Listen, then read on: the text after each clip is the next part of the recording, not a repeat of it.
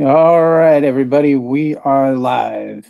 And as per usual, I am joined by Juno 2000 and Kenny, the Yam King. Uh, Hey I guys, hope that you guys So, were able to. Well, I know Chester was there, and Jim and Kenny and Sean's worst sequels and best sequels stream, which was really fun. I really enjoyed that tonight. It was a really good one. So, thank you for that, Kenny and Jim and, Sean and all that. thank you guys for watching and coming out and always supporting me. Thank you very much. It means a lot.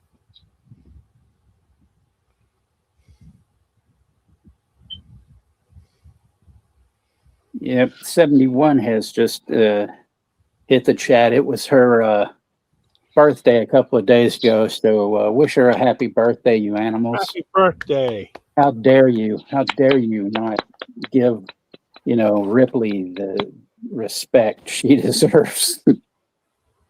happy birthday, 71. Zodiac is in the house. Wow. Cool. Hey Zodiac. What's up, Zodiac? Been a while. Yeah. Good to see you. Awesome.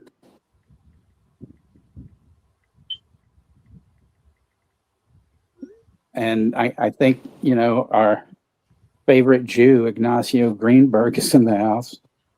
Shalom. What's up, Esther?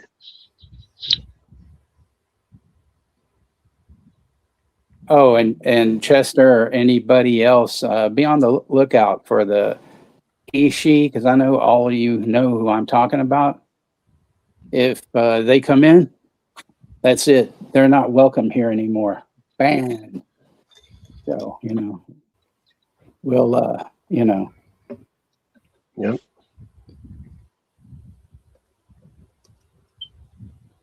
and Tom Baker, you are talking about Mel Brooks, and congrats to him for reaching 100. Absolutely. That's a nice thing. That's one tough motherfucker. He made it at Yeah. 100.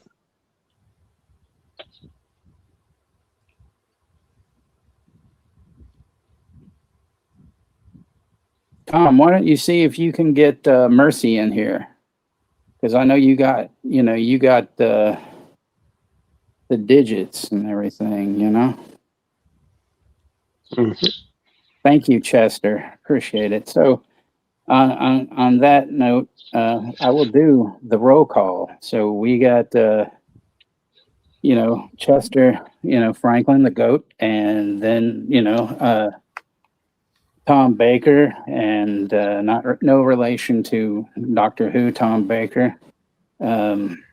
Rosalie is in the house. Zodiac's in the house. JuneXas is in the house. Coach Joseph is in the house. Jimbo UFO, who still hasn't changed his name yet, but that's what he goes by now. Kenny is in the house, and our favorite Honky Digital is in here. And then, of course, like I said, 71 and Zodiac. And so all we need is Ashton to show up in his van and, be all good. But yeah, there's a lot to talk about with this movie tonight.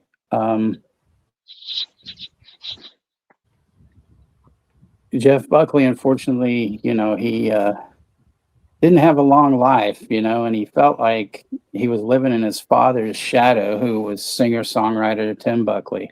Unfortunately, I think his father met a worse fate than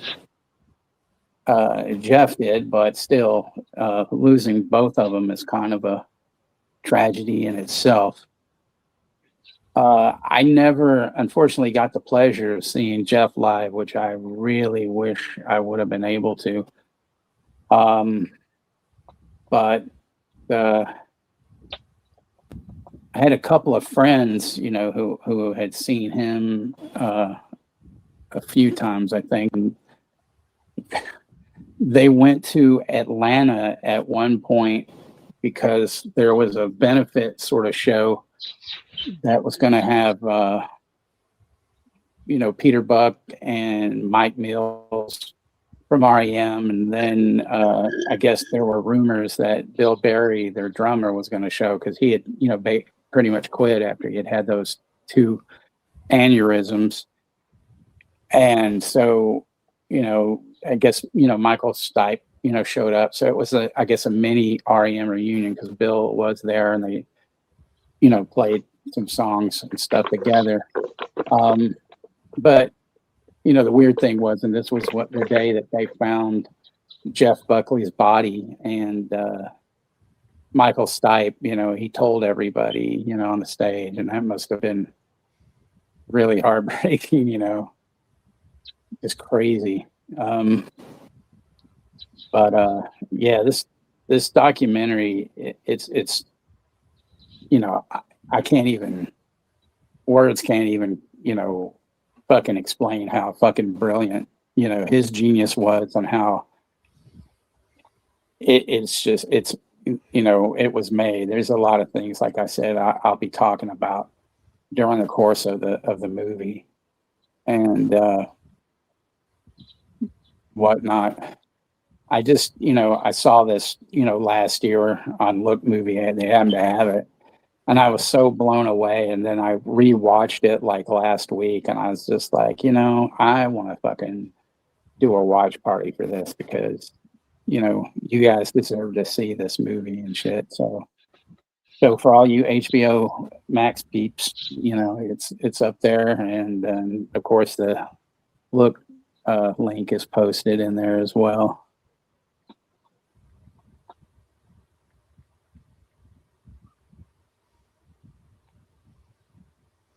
Look to the mirror, say Vandy Man 5 times, and he appears.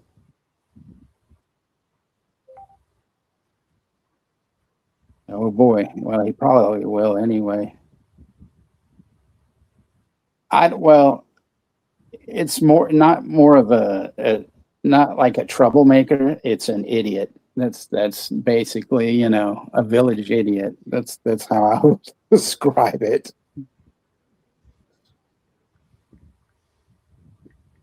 It's not flashlight ass, so there would be ditching on that end into a grave. Buckley, your seatbelt. Yeah, you could say that. HBO Max Jacob Friedman. There we go. The wheels are rolling and we're off the rails already. Yeah. But yeah, you guys get set up for that and then let me know, and we'll get the Buckley rolling here.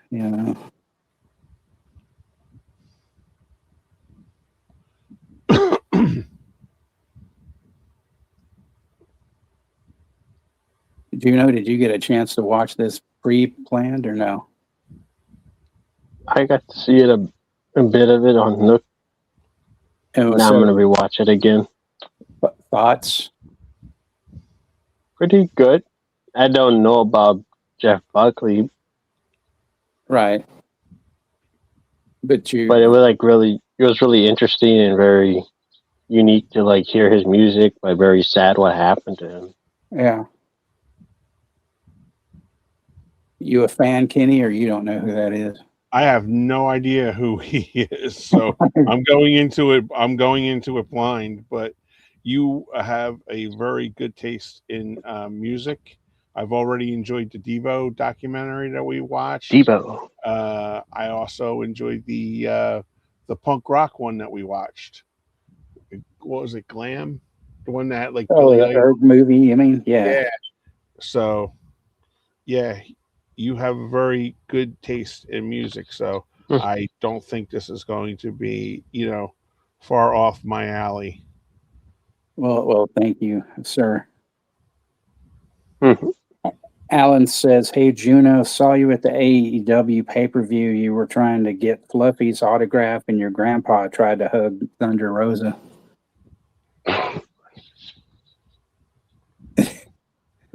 What? You were at the AEW pay-per-view on Sunday, apparently, according to Alan. What? You know.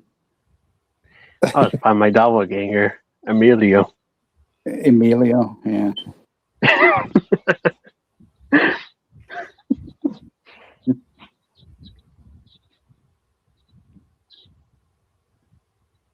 Anybody take advantage of any Prime Day sales real quick? You know, I have a question for you guys. I'm glad you brought that up. I got a Superman, Supergirl shirt, a Star Wars shirt, and then I bought four titles. Okay, 2 of them were shipped. The other 4 were canceled. And I was like, has that ever happened to you guys? Well, only thing I can say about that was maybe they were oversold and they don't know when they're going to be getting them back in. That could be part of it. Well, at least they could have put me on a wait list. You know what I mean? Yeah. Or something. Well, or like, but I think sometimes too, they manufacture that shit in house and, you know, maybe they don't, you know, I don't know. You could always call them and just say, "Hey, what the fuck, you know, happened here?" I did. And then I got somebody I couldn't understand, you know, and I said, I ordered 6 things. And she goes, "Yeah." I said, "Why did you cancel 4 of the 6? "Oh, we don't cancel." I said, "Hon, it said on there, it said pending." I said, "Can I send you a link?" And of course, you can't send them a link. It said pending approval will be due because it was supposed to be 2-day shipping. Right. And it said we'll ship before Saturday at like 8:42 PS time, like Pacific time. Okay. Right. So I'm like, okay. So next morning I wake up. Two of them were shipped. The other four were, you know, and it's not like I don't have any money in my checking account. So I was like, well, why did and she couldn't come up with an answer. I said, "Can I speak to a supervisor?" And she went, "I am supervisor." And I'm like, then this company's in a lot of trouble then. And I hung up. So then my brother said, "I'll order it for you and get it shipped." I said, "But here's the thing, Chris." I said, it was done like that because I think Prime Day was done on Saturday, so it was already Sunday. So the shirts went up $3 because it was $16.99. Right. And they went up to $20. And Chris goes, "Well, what did you do?" And I told him, and he goes, "Well, did you question it?" I said, "Yeah." I said, "But I couldn't understand the person on the phone." And he goes, "Well, you got to ask for a supervisor." I said, "Dude, I know how to answer a fucking phone." I was like pissed about it. So then yesterday I called up and I got somebody and they're saying, "Oh, well, somebody must have hacked your account." I said, "Then why did they pick 2 of the 6?" I said, "Why did they pick 2 of the 6 items?" You know? So nobody could give me an answer. So I got out of Prime Day, I got 2 items. I bought a Star Wars, it said the Japanese version of Star Wars shirt, Right. and then I got the Arrival with Charlie Sheen for $5.14 on Blu-ray. Those were my 2 big Amazon because they had a Universal Soldier, the original one, for $11.14 on 4K, and I only own it on DVD, so I wanted to get the upgrade, and that was one of the ones that they canceled on me. Who knows? I don't know what the heck's going on. Well, sometimes, you go on there, especially during the Prime days, like, some of these people on YouTube will go, "Oh, look, this is on Amazon, blah, blah, blah." You click their link because they get a commission. But there might be a whole list that they have, and so you might go, oh, here's such and such. You click on that, but it won't have like the price because I think a lot of times their stock is low, so you got to kind of see what it is. I mean, there's all sorts of dumb fucking things. I mean, I didn't order anything on Prime Day, but Barnes and Noble's having a Criterion sale, so whenever they have a Criterion sale, Amazon, has, they lower their price the same thing to compete with them, Right. So today I ordered, like 5 different titles, and I'm waiting for, some of them are supposed to be here Friday, and then I think one's Saturday, and then the last one's Sunday or Monday. But I mean, you can't beat getting Criterion titles for $20. So, How about you, Juno? Anything? No, I didn't get nothing on the sale. I just got, I just paid it like a week before the Prime Day sale. I didn't get, because I got the Sims Lot 4K. Right. But in the first place, that wasn't even on sale. It was just the same price, $35. But all in all, I just got that one, and I got a few books. They had a few books on sale, which I got here. I got a Goosebumps book, the old school one. Nice. And then I got a comic book of Predator Kills the Marvel Universe. Oh, that's neat. Which I heard this was brand new, so that's really cool. Then a book of Horror Unmasked, like from horror movies from the past to the present. Hardcover. Juno, you got to go to Hamilton Book because they have a lot of Omni books and stuff that they just like put up on there. Mm-hmm. And they're like really cheap. They're like $3.95 and stuff like that. And you like those graphic novels, so you might be able to get some good bargains there. And they're all brand new books.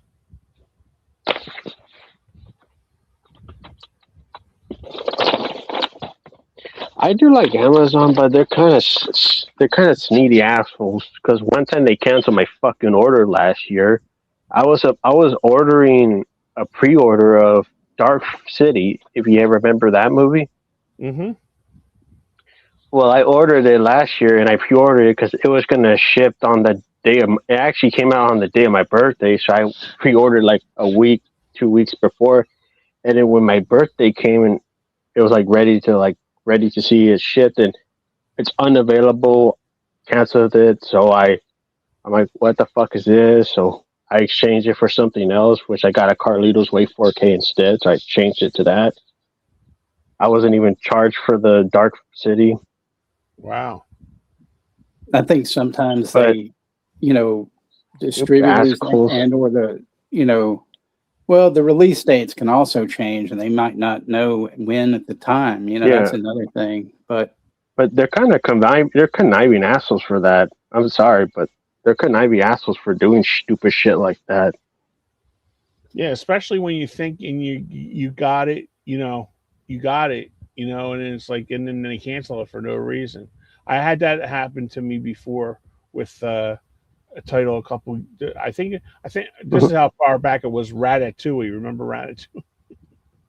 Ratatouille? I was supposed to get it on Blu-ray the day it came out, and I was waiting for it, and I said to my mom, I said, "Hey, did you check the mail?" And she goes, "No, nothing came." And I looked. Here they canceled it a day before it was supposed to come, and I was like on the phone. I'm like, "Why are you canceling it like a day before when I pre-ordered it?" That's when, remember with the Disney movies, you had to pre-order the movies before the club and stuff like that. And they were just like giving me in there like, "Well, we'll give you a $5 off, gift card in good faith." And I'm like, "You've had my money for like over a month and a half, I said, "When's the money going back?" And they're saying, "Well, they said you got this." why am I calling you to tell you that I didn't get it, that you guys canceled? So I had to like take screenshots. I had to, TD Bank had to get involved in this. And TD Bank was like, they're like, what the hell are they doing? They took your money like in April, and this was like August. It was supposed to come out or something. Mhm. And I said, I have no idea. So I got my money back because the bank actually went to TD Bank's a very good bank, man. They go to bat. They go to bat for their people. Um, they went to bat. They went to bat for me. Like they had like like their own internal stuff, and they had like that. I like did everything correct. So long story short, too late. I got my money back. I got a free year of Prime, and I got a $50 gift card. Well, the good thing is, a lot of times like that, if they fuck up, they'll, you know, Yeah, they delivered this huge fucking, shelf to the wrong apartment. And I told this woman, I go, I can't, I said, I'm disabled. I can't fucking go over, pick this thing up. They put it to the wrong thing. So my apartment manager at the time, we both, carried it back. But I couldn't believe it. I was like, man, so the woman was like, well, I'm going to give you like $25 credit, just because the delivery guy fucked up and took it to the wrong place.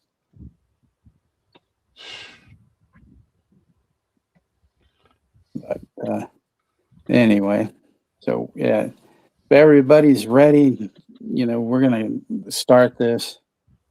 I'm going to, give a 10 count, and then we'll get going.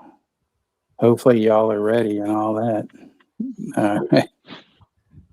So 10, 9, 8, 7, 6, 5. I have till 5, referee.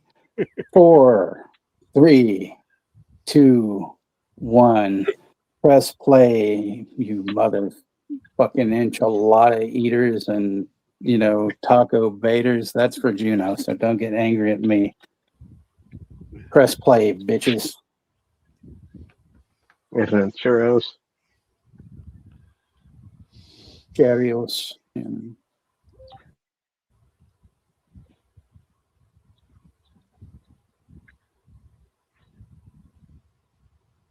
I always find this music box intro kind of weird, but yeah, this has the director's thing. She talks about him and stuff before the movie itself starts. P. Rich is in the motherfucking house. What's up, P. Rich? I have till 5. That was for you, Zodiac. So.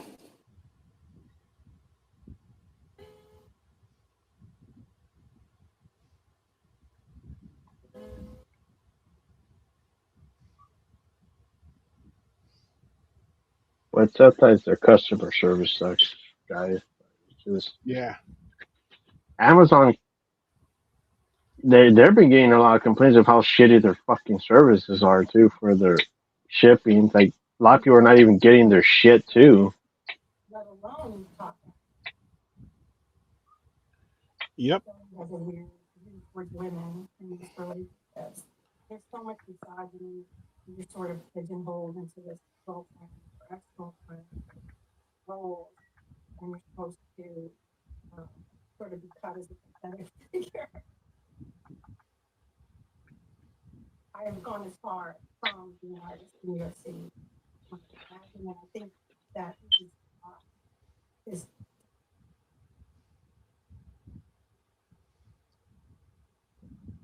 he heard the whole of his person in the music. Writing his second record was so daunting. It was a huge step forward, but I haven't been able to. That might sound crazy, but One of the wildest things was that he really got into this really broad scope of music, especially like doing, when he would do covers, because he was doing Bob Dylan and Van Morrison. I mean, he's doing Edith Piaf and fucking singing in French. He's doing Nina Simone. Um, he really liked the Pakistani singer Nusrat Fateh Ali Khan, and he learned, some of his songs. I mean, he would sing them in Pakistani. It's really fucking, that just blows my mind. And when you hear it, you're like, just like, holy fuck, it's so wild.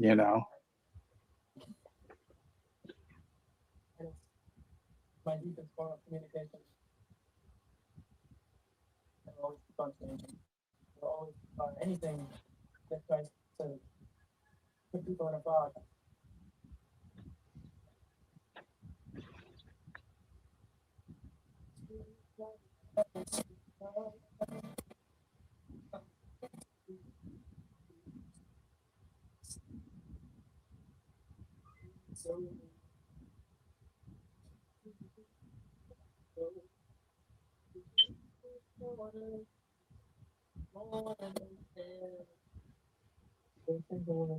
I've never heard in my life.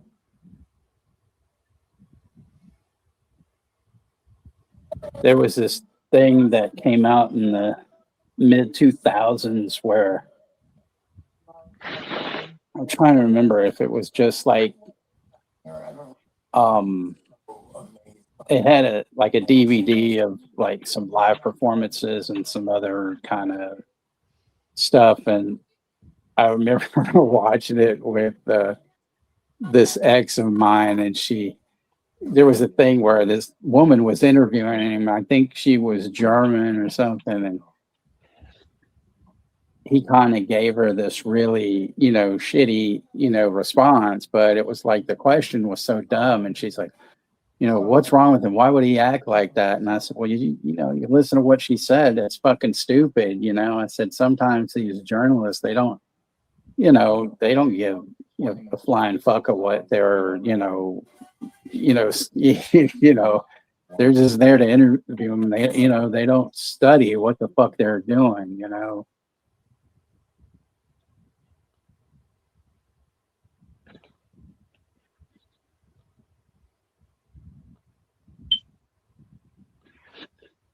But he was, making friends with a lot of, like that, you'll see like people like Ben Harper, and I'll talk about him some later. And of course, Chris Cornell and stuff. He was a huge Soundgarden fan.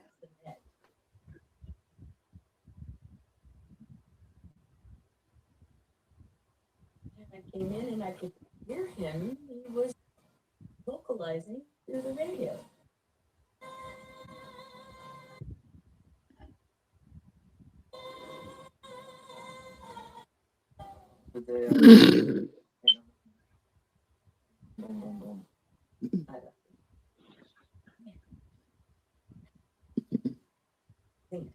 They should throw like free donuts to people for Canada Day. Speaking of Canada, well, we do have one of our favorite Canadians here, of course, P. Rich, but the other one hasn't shown up yet. It's probably listening to Alice Cooper or something. Ah, Gory Tiger's here. Oh, sure.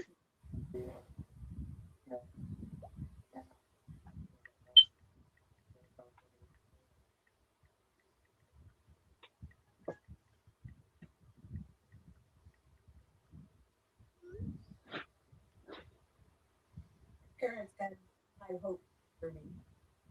Immigrant parents. Eldest son. I wanted to be an actress and sing and dance and play the piano, but I had royal family name, dishonor, having premarital sex. I met Timothy in French class. Where he things like pull one hair, one eye, right? And I would turn around and he would be looking at. We were two kids from abusive, crazy homes. You guys hear that beeping too? Knew the world better than anybody else. See the what? There's beeping. I don't hear any beeping. Oh, okay. Don't hear it. We're already a teenage pregnant mom. Parents thought maybe I should give the baby up for adoption. Teenage pregnant mom, story of the 60s while still happening, you know. But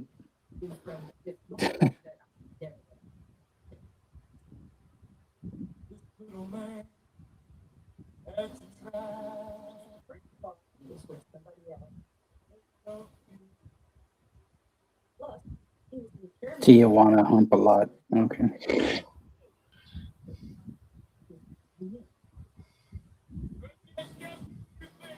He split the farm. You know, he decided not to be father. You know, because she makes his wife. One thing about his dad, like Tim Buckley, he was actually on a Monkees episode where they, you know, just kind of introduced him and he played a song and, you know, that's how I first knew about him and stuff like that, you know. His father, of course, not Jeff. But I think Jeff was way the fuck better than his dad. I mean, his dad had some good music, but, you know, he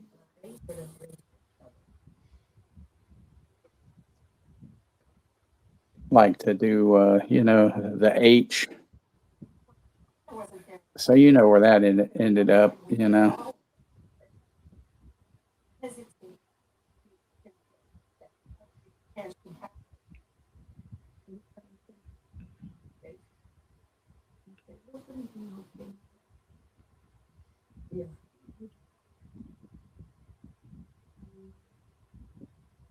To take care of her. He was feeling like she had been hurt and feeling horrible about it. Perhaps it is because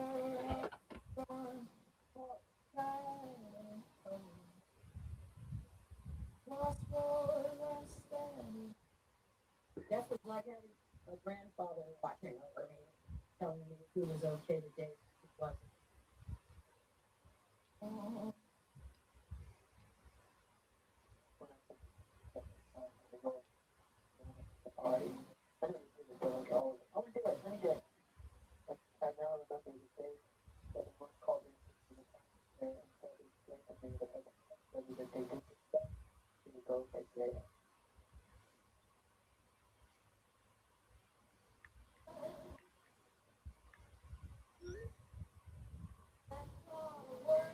When Jeff was little, before he made coffee, music would go on.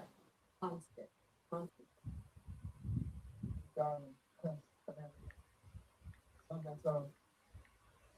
It was very important to music. Oh.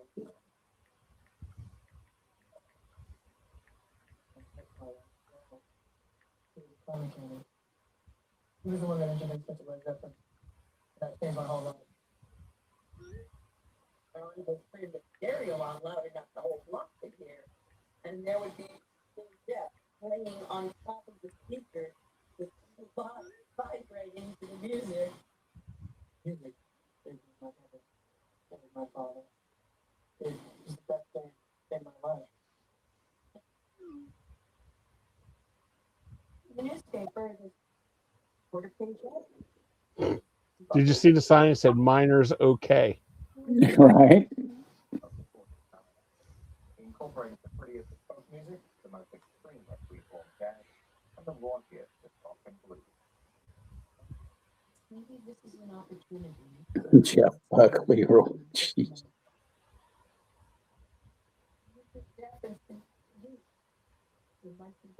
Nope, I'm up, Rosie. I was stretching my back.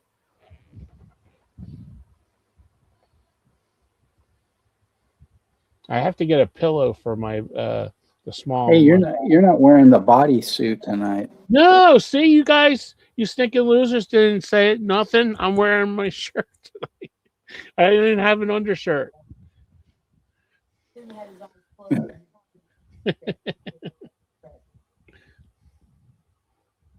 Yeah, Rosie, I have to.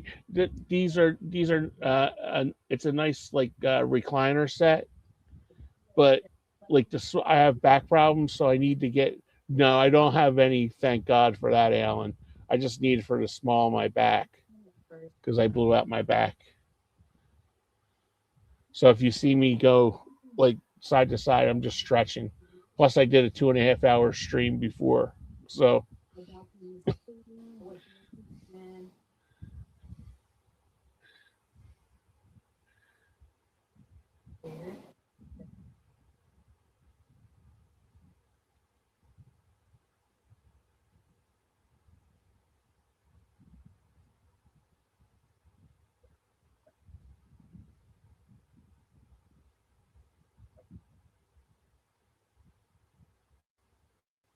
That looks like an album cover, doesn't it? Which With the one? little boy running on the beach. With the little boy Kinda, running on yeah. the beach. With that looks like an album cover of somebody.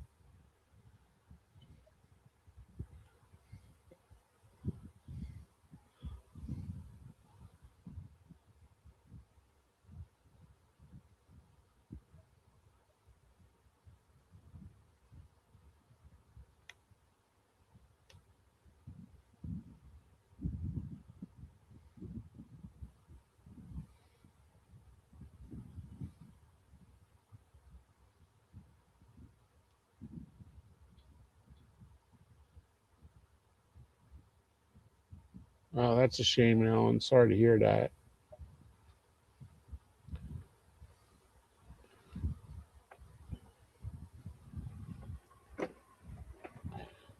Yeah, I remember my mom had cervical cancer, and she had a, a size of a puck, a hockey puck, in there, and they what they were doing was doing chemo and radiation, and they were trying to break it up so it would just go away. So she would get in there and she goes, "Oh yeah, everybody come check out my hoo ha." Because like the doctors would bring like all these people and go, "Mrs. Jones, you don't mind if oh no, come on in, everybody.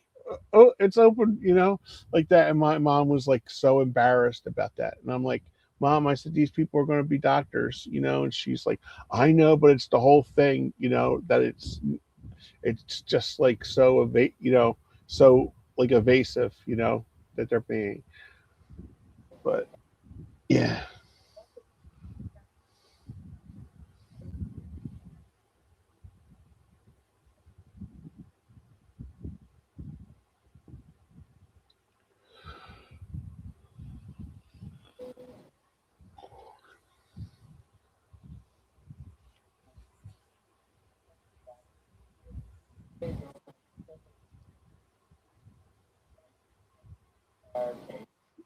Geek, he looked like everybody I went to high school with. That's how they Texas. That's how they dressed, with the cut off like muscle shirts and a pair of jeans or something with the long hair.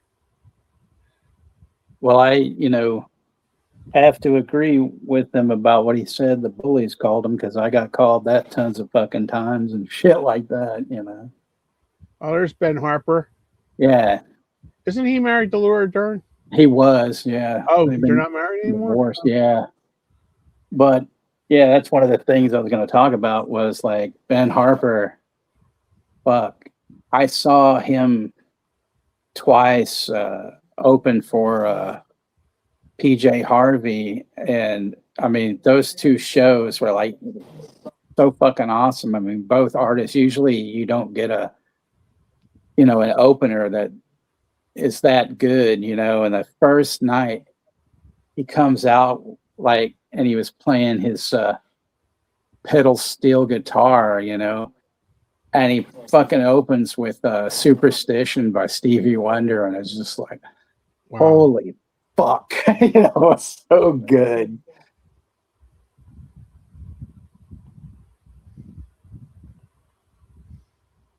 and both nights, each set, was totally different. Oh, that's cool. Yeah, so he wasn't trying to like, oh, I'm just gonna play the same fucking set list, every night, and stuff. But like I saw PJ once before that. This was about the year before, and Tricky was the opener. And if nobody that knows Tricky, he was in the movie The Fifth Element. That's where people probably know him from. But Oh, I mean, he was amazing, but the fucking audience, I guess they were not prepared for him and shit. There were, here's a guy that's like trip hop, and there's assholes in the audience yelling "Freebird" and shit. It's like, shut the fuck up, It's ridiculous.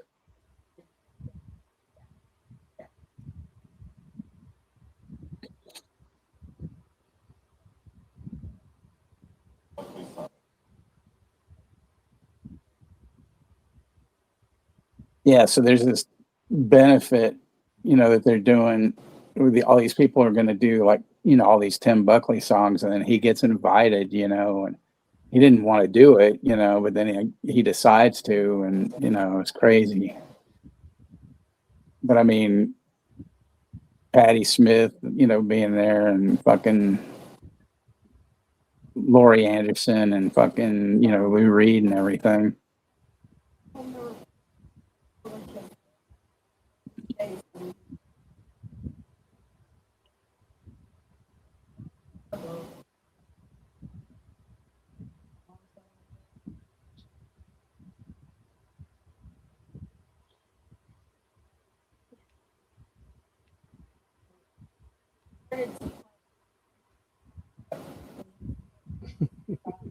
Lou peed.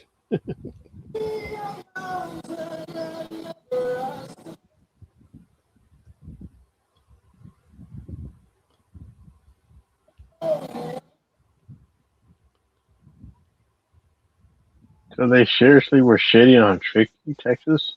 Yeah. I was like, what the fuck,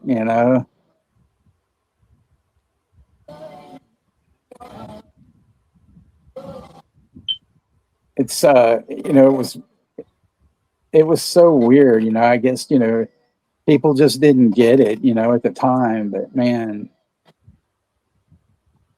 I mean, I loved his set, and and that's when he was still with this woman, Martina Topley Bird, who, she would sing with him, and they did a cover of Public Enemy's Black Steel in the Hour of Chaos.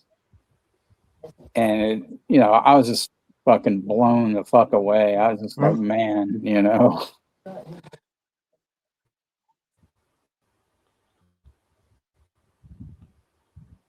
I would have rather heard him do a cover of Mockingbird by James Taylor and Carly Simon. a trip hop version of that. I don't know. Anybody?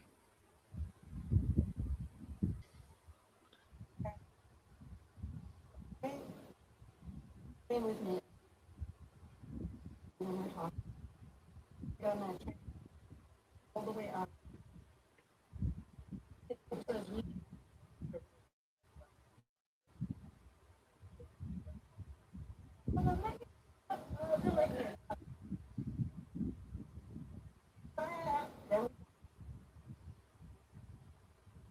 Riders on the Whore. Yeah, there you go.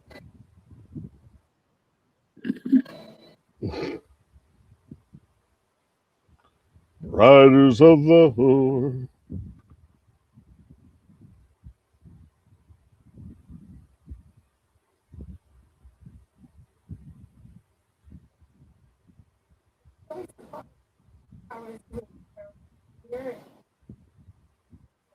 Yeah, I think Jack Johnson has collaborated with Ben Harper. Ben Harper, I mean, he's collaborated with a lot of people, like the five blind boys from Alabama, and then he has that one band that he plays with, the Innocent Criminals.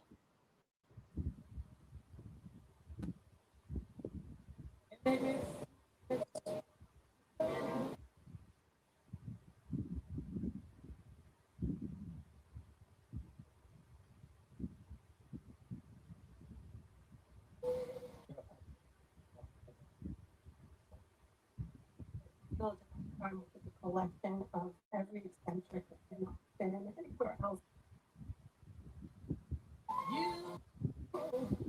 He's got so many people breaking down. He's got 12 artists were being banned. The NBA is being censored. You know, this is amazing stuff I can't even describe. And sometimes he would just disappear, and I'd get a call from a friend later going, "Jeff showed up at my house today." Every moment is so spontaneous. Outgoing messages. Like, all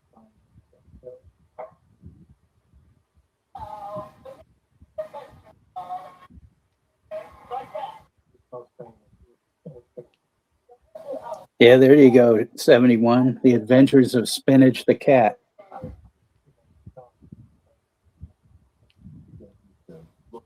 Time, love, and tenderness. He would line up tape recorders because there was no censor. I like that deal in that fucking, what was that, Funny People movie, Kenny? And fucking James Taylor in it. And Yeah. Seth Rogen asked him, he's like, don't you get tired of playing like Fire and Rain every night or something like that? And then he's like, well, you get tired of telling fucking dick jokes every night.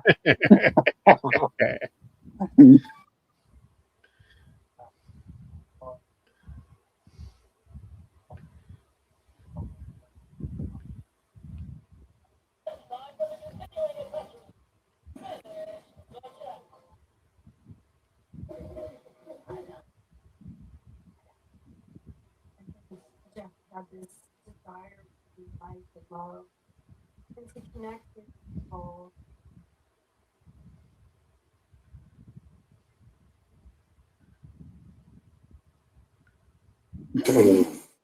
Jeff Buckley, Jesus. Rosie. Me at that point.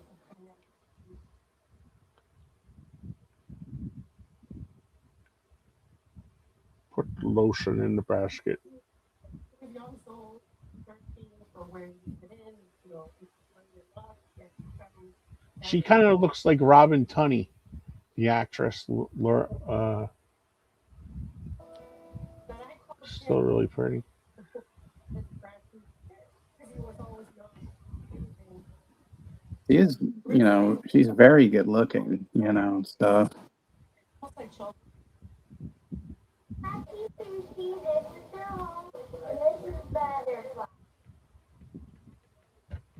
Story he was butterfly and fish was that they could never. Brian Goes Blue is in the house. Hey, Brian. Hey, Brian.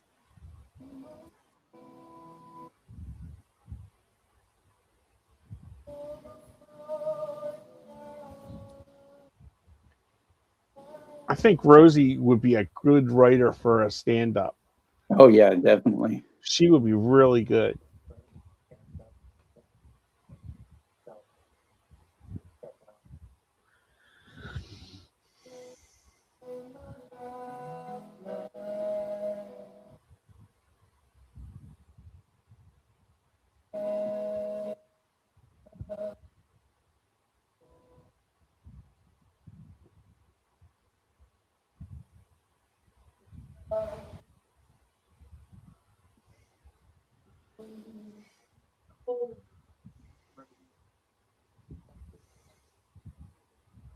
Don't know what happened. It's all a crazy game. I think I'm already. I'm loving you. I fucking, you know, love Nina Simone. Had that song, Mississippi Goddamn. See, this is where he, Punjabi, yeah, not Parisian, but Punjabi, Nazrat Fateh Ali Khan. I mean, the thing about Nazrat Fateh Ali Khan, to me, he looked like a mad butcher, you know, like he's doing his, and he pulls a fucking cleaver out and fucking slices somebody's head off, you know. Juno could appreciate that, I think, though.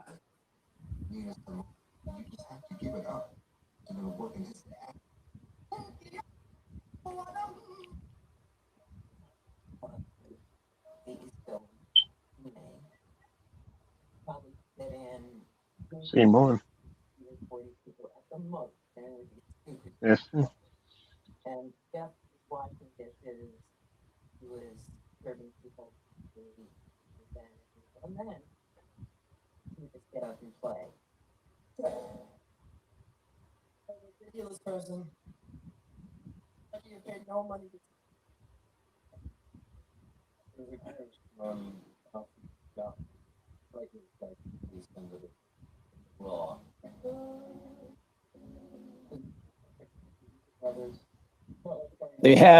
There's like a 2 CD set of two shows he did at Chennai, and the it's just fucking, you know, amazing. He starts off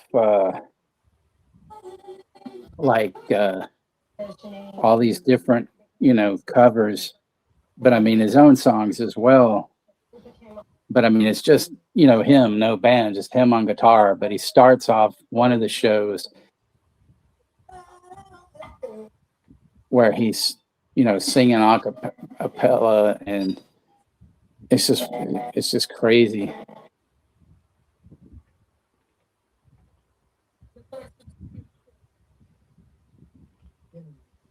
But yeah, there's all these bits in between songs, and he, you know, says a lot of, you know, funny shit, you know, and stuff.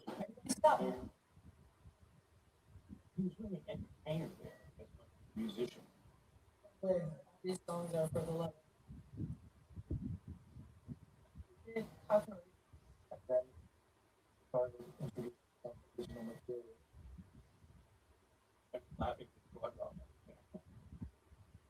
The song about a kid.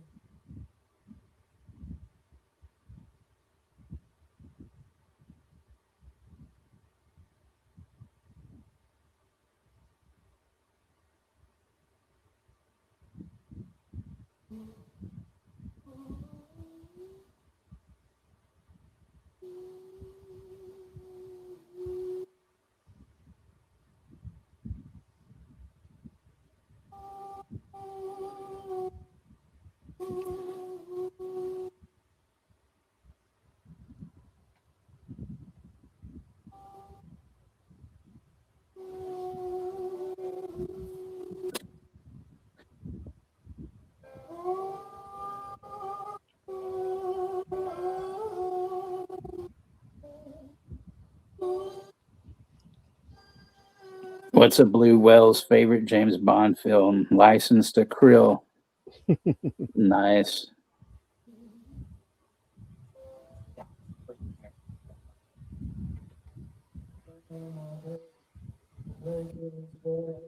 This body will never be the same. If we are here, that is a cold. Keep on.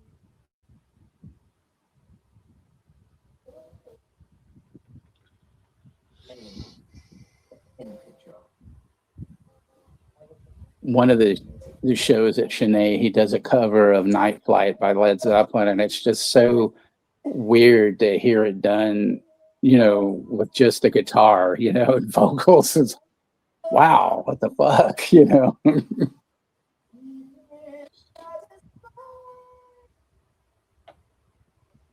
with Columbia, I think we were all sort of stopped.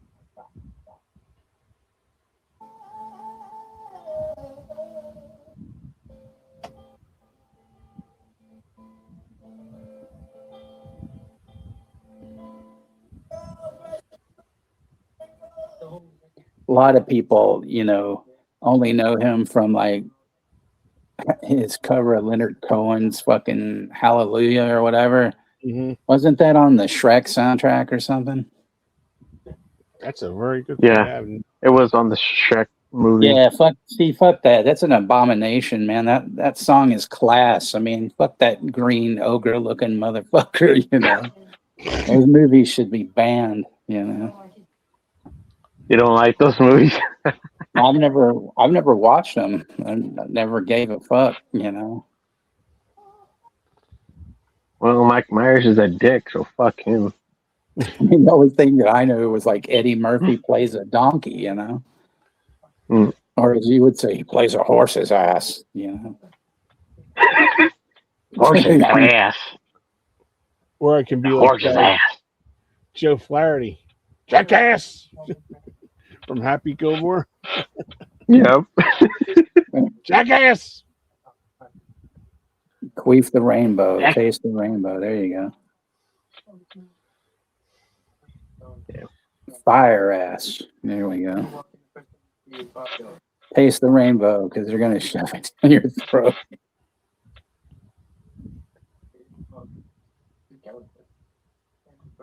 Because the originals, the ones that sang "I Believer" is the fucking Monkeys, not Smash Mouth. That's the original. Right. Yeah. They even said it themselves, like, we're not fucking singing it from Shrek like they used. We're singing the original shit. The Monkey is the shit. They're good. As a gentleman, you won't be able to dictate anything to me. It's something I've never heard before. And the people that I settled with, that I do.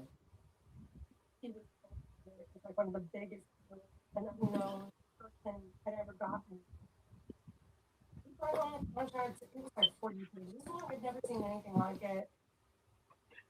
But I did see those movies. I only like the second one, but But I think I think all of them are fucking shit.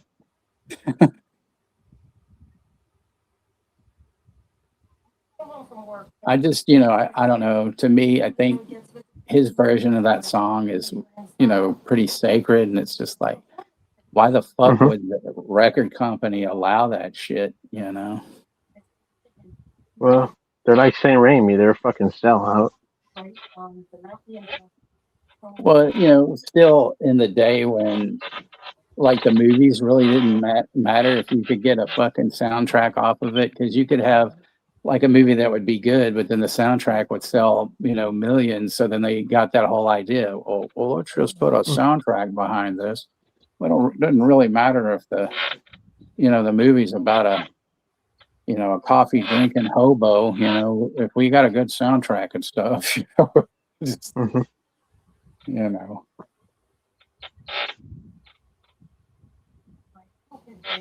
Correct the balls.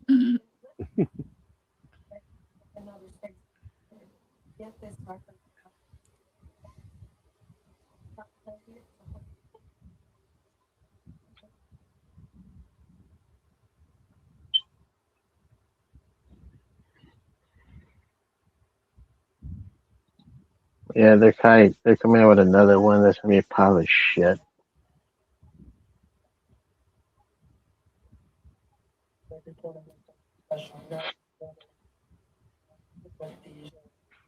Yeah, you guys' channel, Kenny, you guys show had the world record of the most shit.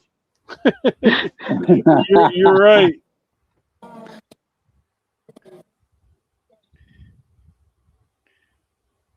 And then not only that, but we had emojis too.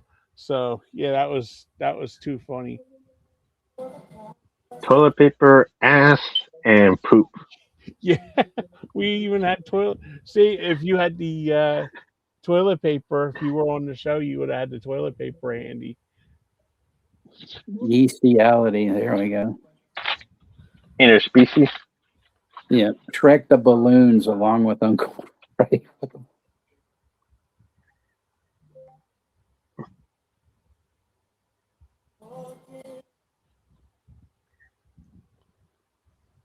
Interspecies erotica.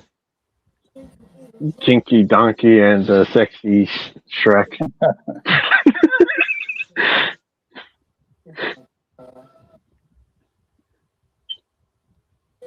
Well, when I saw that there was a green woman as well as Shrek, I mean, like there's a lot of inbreeding going on there, man. I'm like, what the fuck? Probably an inbreed version of She-Hulk. Yeah, there you go.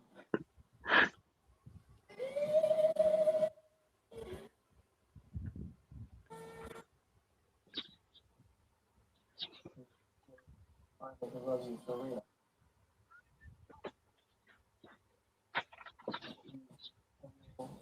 One of the Yeah, things to be honest. Yeah. Go ahead. I was going to say, one of the things they talk about too is that his vocal range. I mean, he could get really high, in his range and stuff, and I mean, but it's funny because he was so influenced, I think, with that range thing with Robert Plant. I mean, Robert Plant, he doesn't seem to have it as much as he did, but I mean, I've been watching some videos of him lately, and he's still like, holy shit, he's still good. And he's, fucking in his 70s and everything, Yeah. Be right back. Got to go to the bathroom. All right.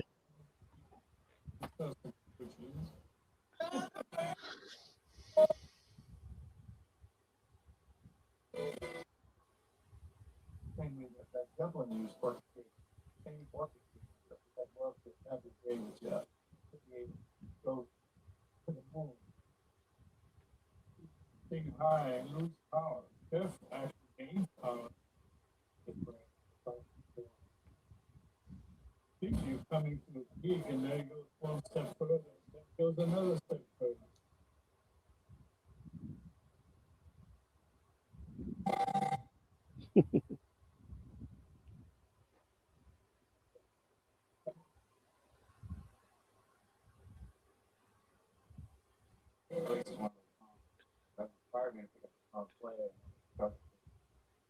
It's sad when you see these stars that are gone. When Yeah. they were so young.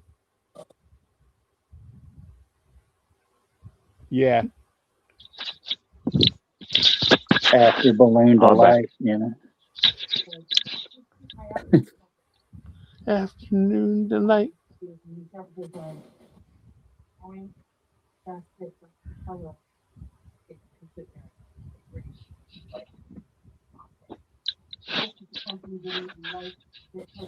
Jacket.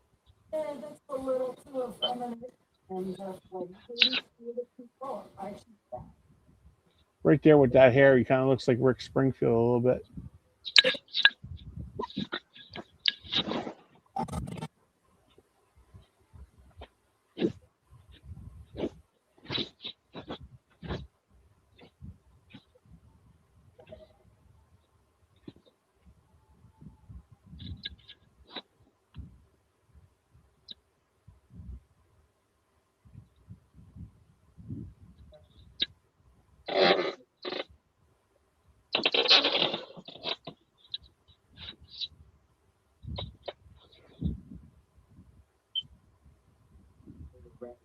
No one else could ever come close to take the first one.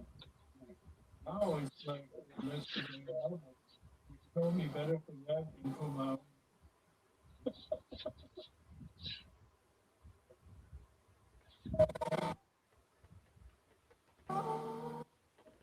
Yeah. see Bowie even saying I was graces just with gonna that say film. that's why I say you heard me say damn, huh? Remember?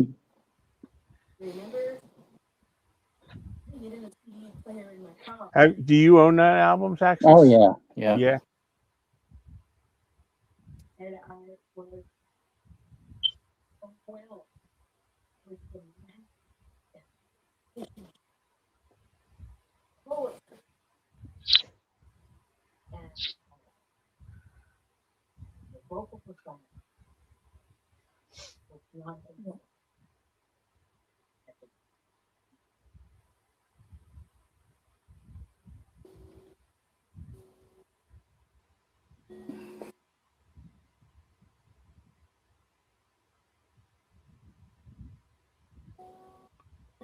There you go, Kenny. What's that? Oh, yeah. that video sort of looked like. Oh, okay. I was looking at the video that kind of looked like In Excess. Better picture taking that sleeve off, Oh, nice. This was after it was like 10 years old, and they put a 2-disc set out with the original album, then a whole bunch of other tracks that were never released, and then there's also a DVD that was about the making of the album, and then the videos from it and stuff. So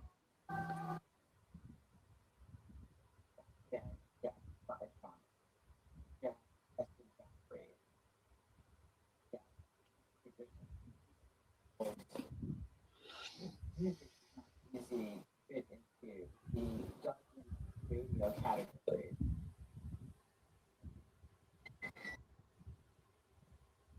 And yeah, so influenced by some of the yellow sound part London. And I don't think I quite realized what it sounded like Jack Black.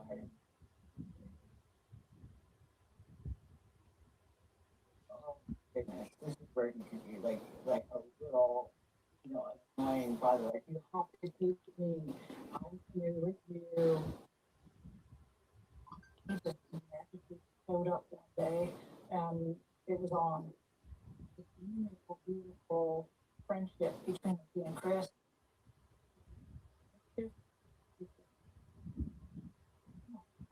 Soulmate understanding. Cornell does it well. Like one of the big people I've met. Not ordinary life, no art. Interview.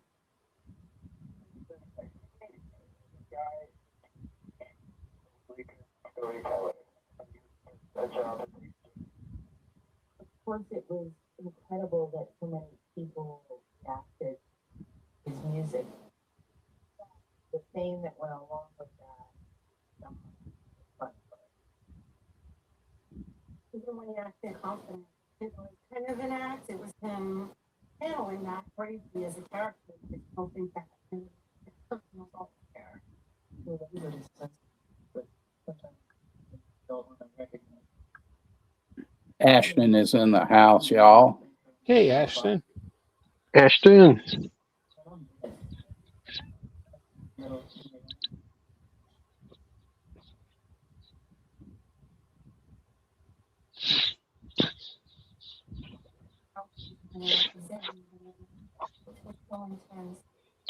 Quality he has.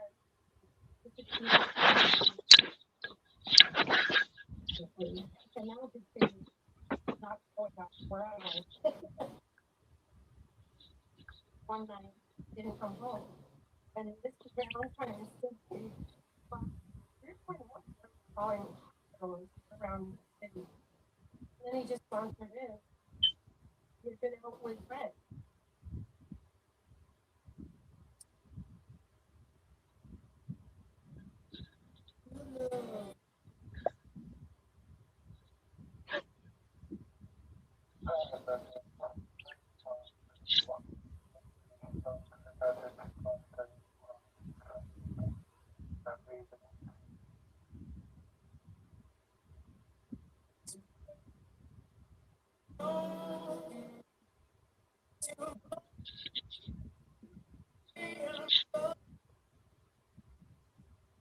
During his record release party, I had his cast. He handwritten my name on it. His manager was at me and went, "You can't go in now, sit over there." 2 hours went by. I went to the door and I turned the handle and walked in, and it was a most room. They said Jeff left over an hour ago. He must have gone out about an hour. Next morning, he was so apologetic and really sad. But I felt resigned. I didn't want to be an appendix. I didn't want to be in his world if he didn't really want to do that.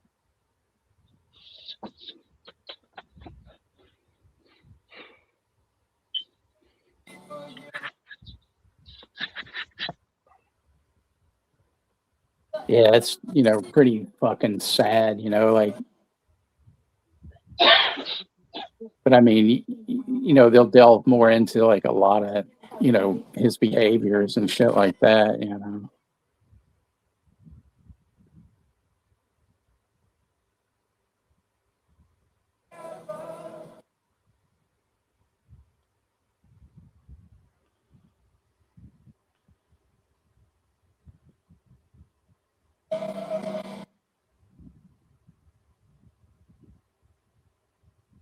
No, that's good. 71. I'm glad that, she's doing that.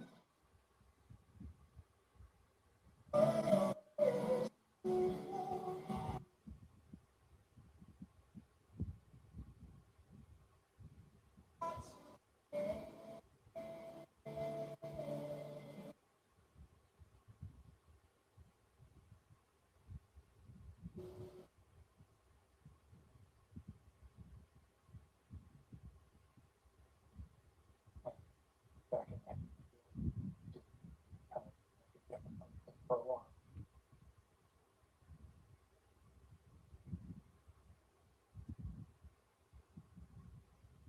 Amy, man. In New York, and we spent some time together. Yeah, this thing with her is really kind of crazy.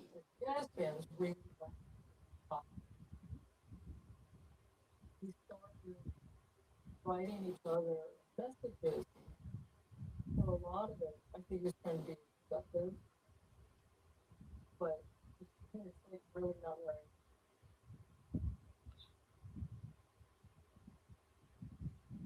There was a very boundary that's kind of to him. Felt very desperate, self-medicate, make it. I remember getting kind of frustrated and writing, need love, not sex. Generally, I look right in there and try to fix the broken.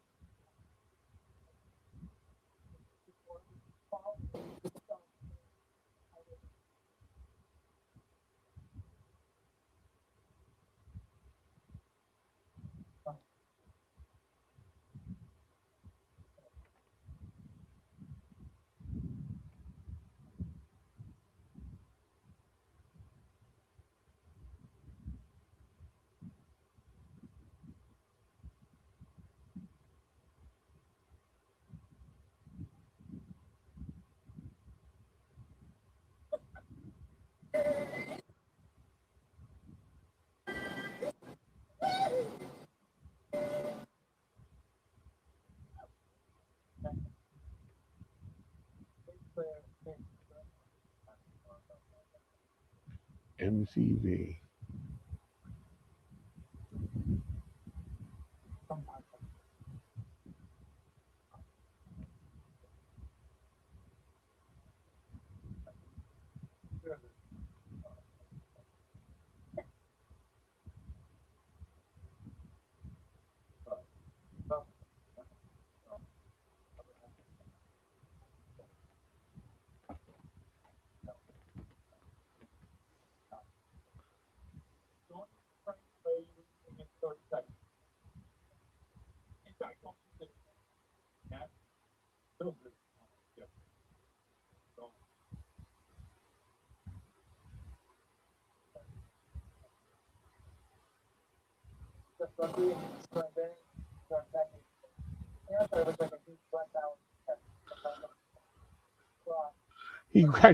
He graduated quick, didn't he? Texas. He went from one little car to this big ass bus.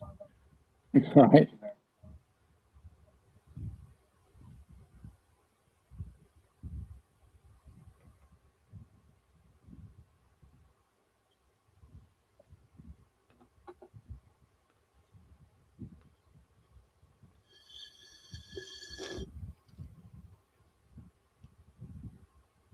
Blockbuster Video.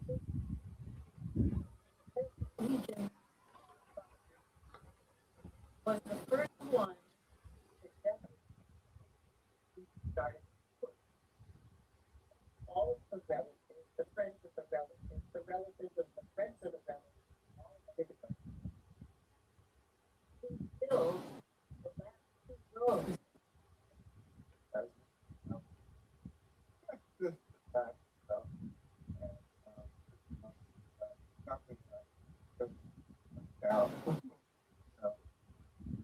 His thing that as soon as there was an opportunity from very attractive.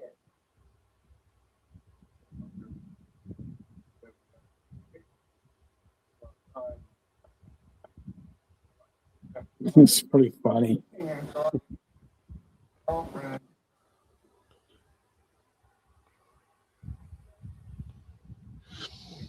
You know, it's amazing they take all these pictures of like young up and coming artists and stuff, and so they have it. You know, the kids last night, they had nothing. Right.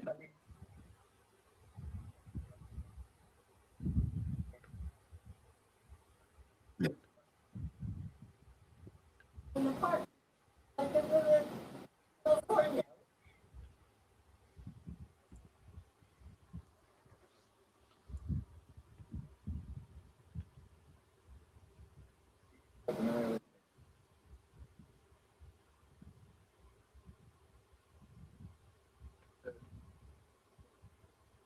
Grifters, David Schaus.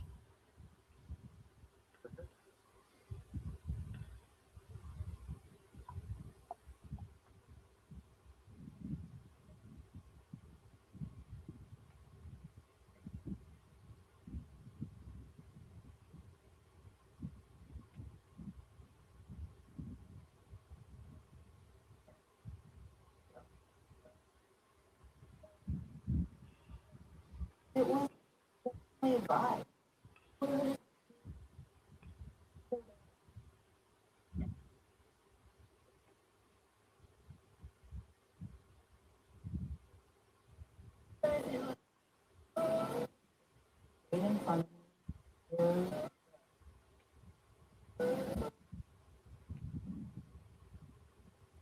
The best tool in the ocean, a hammerhead shark. Hey, Tony. Tony is in the house. Hey, Tony. Hey, Johnny. Uncle Fulgate. Ah, J Ray. Butthole.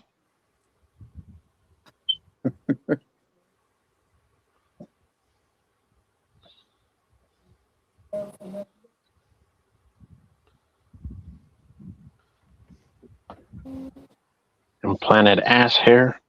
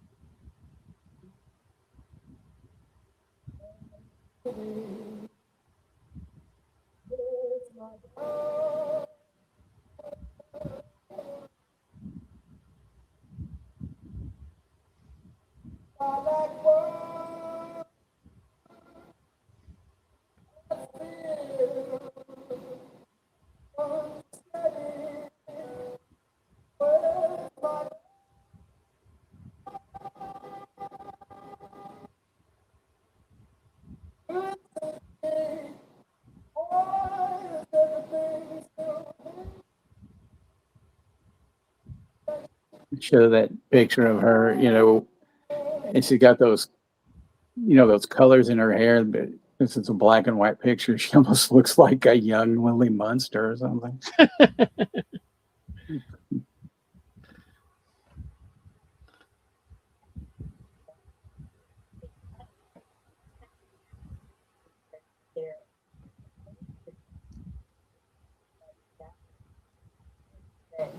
no woman. Like, so romantic. And like, but I think they really saw the best.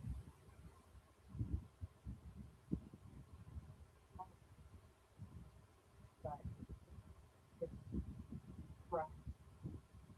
Like,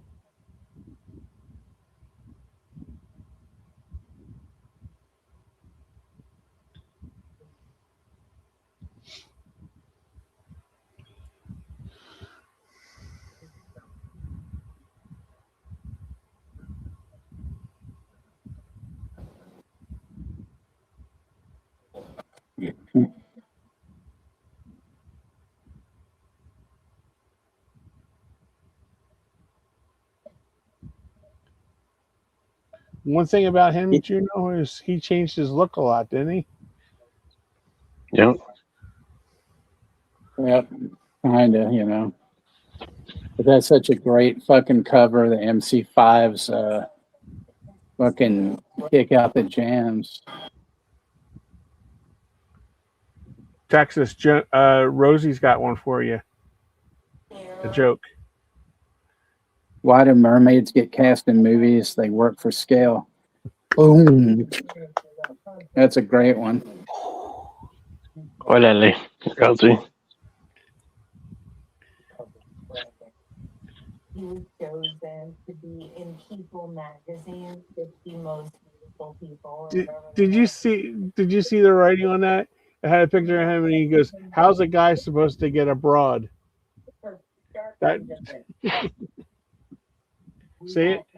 How's a guy? Yeah. That no one would see it in his neighborhood. I am always dedicated to People magazine. It was becoming increasingly stressful environment.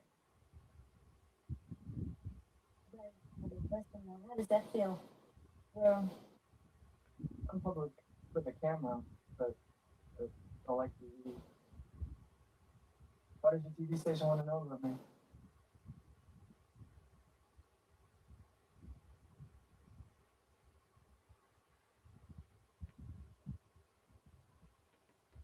Once we stopped, I really felt a little. That's the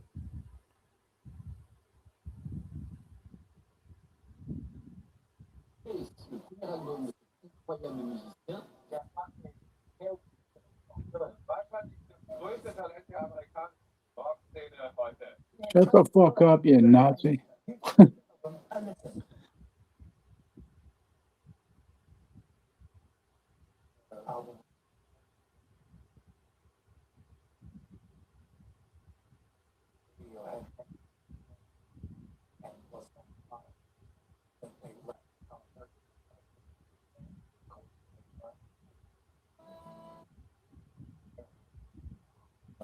See, that's crazy, you know, the fact that he influenced Radiohead at that show that they went into the studio and recorded fake plastic trees, you know.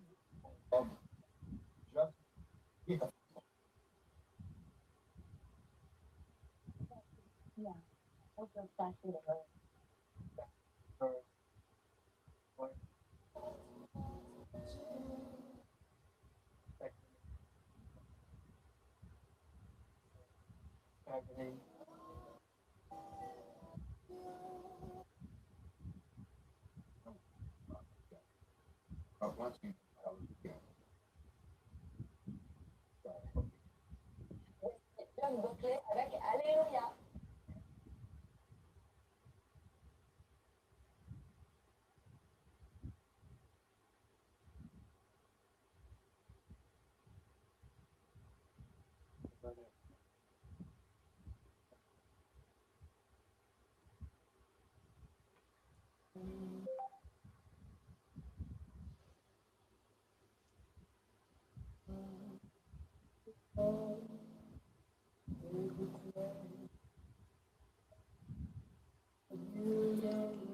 I would change that lyric instead of that David played. I'd say that Chester played and it pleased the Lord.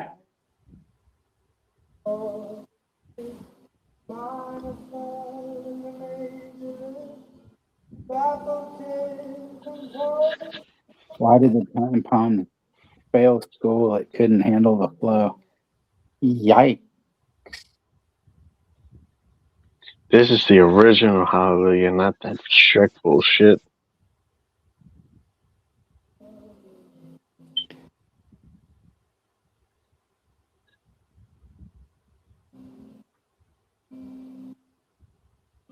Do you have this song on Oh that yeah, CD, Texas? it's on that album.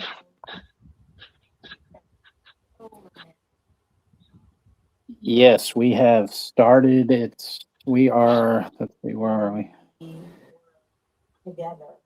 We are an hour and 3 minutes and 32 seconds in.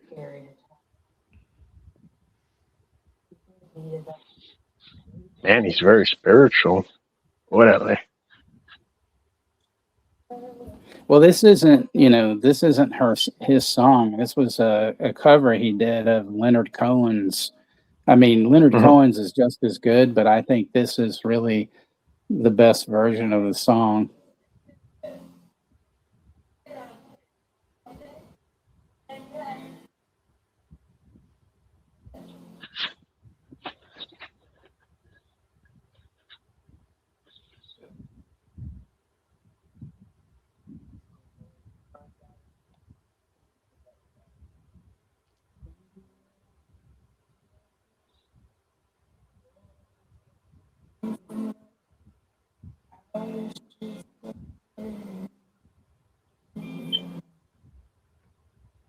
We felt like that was the person that felt the most safe with.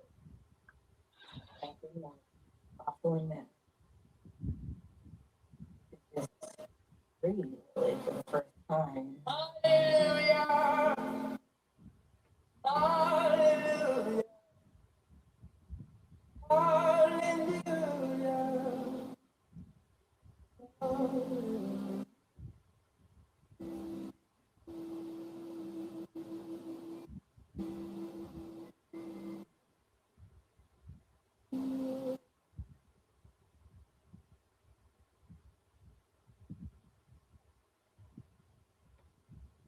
That gives you the feels, right there. It's a punch in the gut, or otherwise, like one of Kenny's hoagies smashed. Holy shit! Look at the crowd.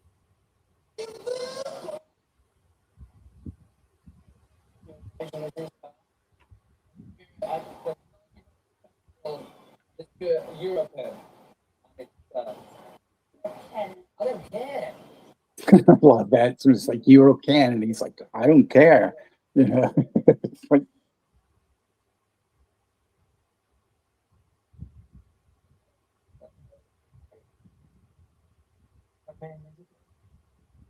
Love and your depression. Exactly. He looks like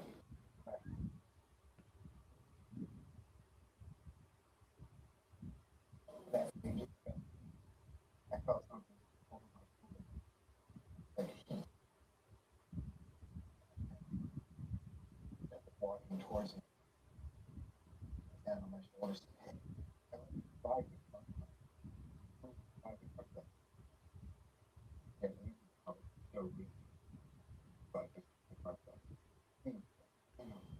And he said, hey, our plan. When I get off, we go straight there, we'll make it.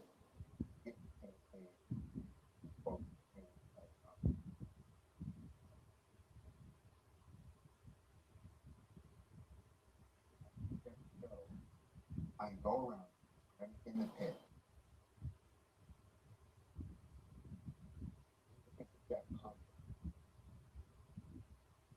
Trying to watch the show, trying to yeah.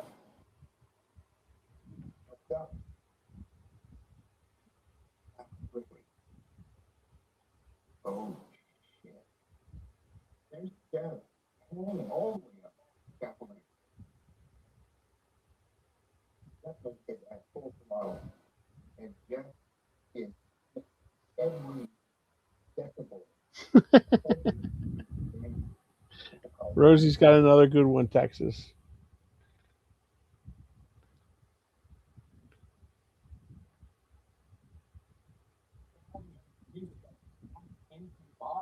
Turns you into it that your own here.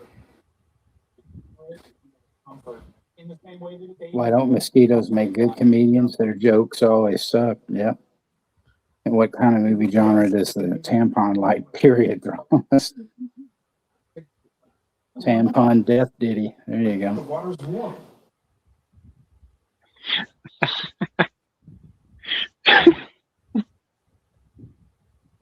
Tap on Death Duty. Yeah, I thought that was funny too.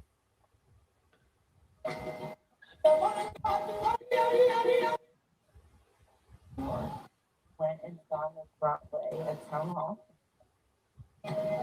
Kenny, would you have climbed up on that scaffolding? Hell no. I was looking at how far.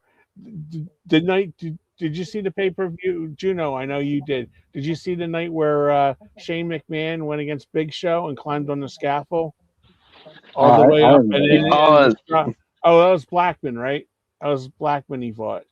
That And then was SummerSlam. yeah, and fell off. Fuck no. I am a fat man and I am terrified of heights. And they did the scaffolds for WCW and ECW. Those scaffold matches. Yeah.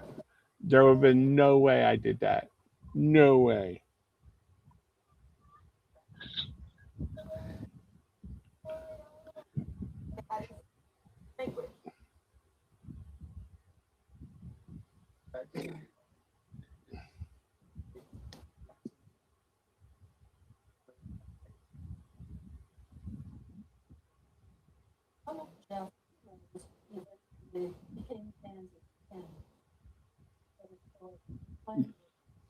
And Linda McCartney. And it was just amazing. There was one spot where he's looking at me going, "You believe it?" Some of those pictures also recognized I was oh, thought it was difficult for him to play Linda McCartney. I was better he did. In these situations, I'm hoping that the comparisons on actually buy all of Ken's CDs character, listen to them, and then throw them out.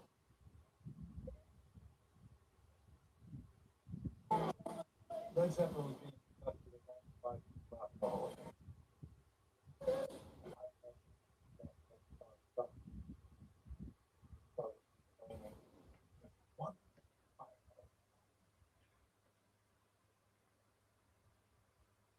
At one point during Robert Plant said something to Jeff like, "It's the greatest new singer in the world." He pulled Jeff out, turned white, got up. I don't know what he did, where he went. Missing like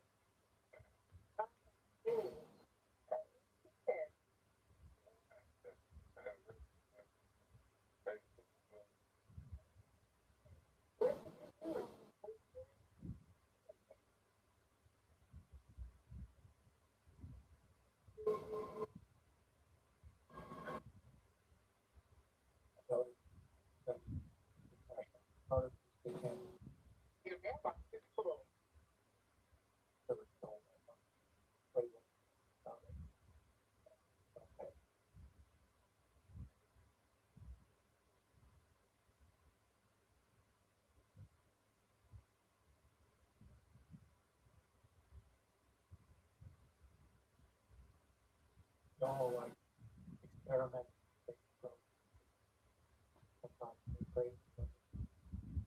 I never got like it. Yeah, there was dipping and dabbling and stuff. Some more than others. But I can do that. You just not yet.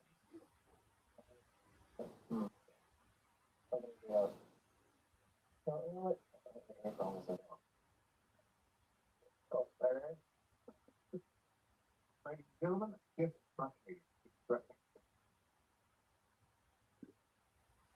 It's horrible to say, like with that mustache, he looked like fucking James Franco. You know, Yeah, he does. He does look like Franco.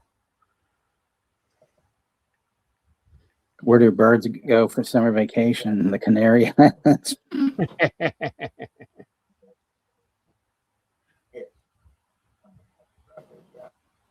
Well, you're never gonna get a record with that probably. Yeah, that's with every fucking artist, man. You sign some kind of deal and you get fucked. You know, 6 ways to Sunday. It doesn't matter. You know. Bit of a deal. That's your best. Yeah, sorry. Spiral around this fear that he has. It's awesome. On the records, full of pressure. Okay. Because I need to post. You think that's because I.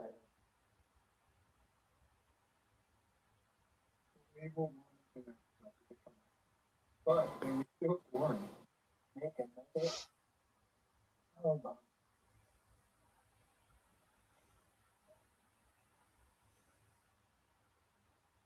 Taking your time. You haven't right into recording the follow-up. Only because you anticipate it's going to take. Get in the van 8 hours a day, every day for like 2.5 years. Like, can I get that fucking space?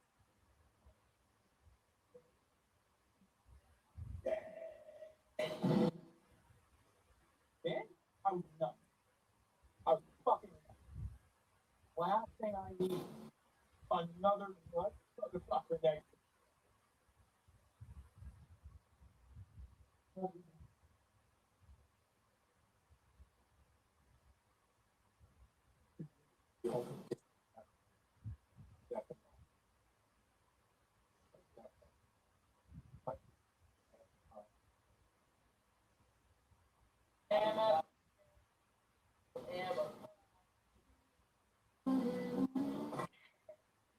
So Maddie quit the band, so he was done. Finding myself an erratic. Music is erratic. People look upon music as something that can or something.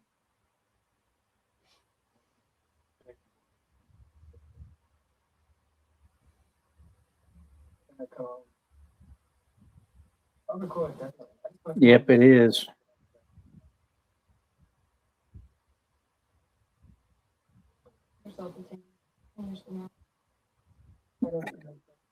I always fucking like hated that question, you know, because they give you that shit like in job interviews. Well, where do you see yourself like in 5 years? Yeah. Say, well, you know, I have no fucking clue. I can't tell the future, and you know, maybe I'll be fucking your wife. I don't know.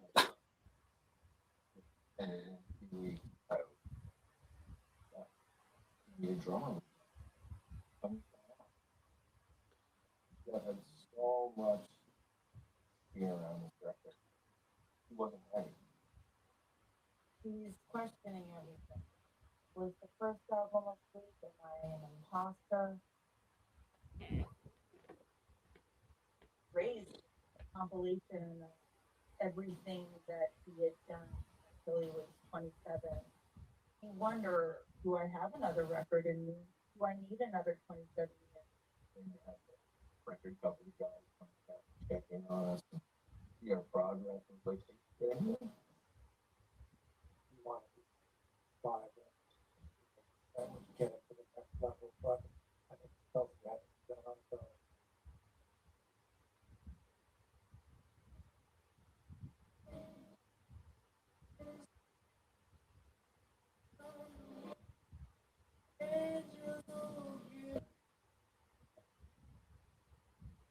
Exactly, Rosie. You know, I mean, it's like what? So many of the people he admired had somehow self-respected. people think there's a father It's amazing they had so much video on this guy, and Yeah. I swear I never heard of him before. So you brought him up last week.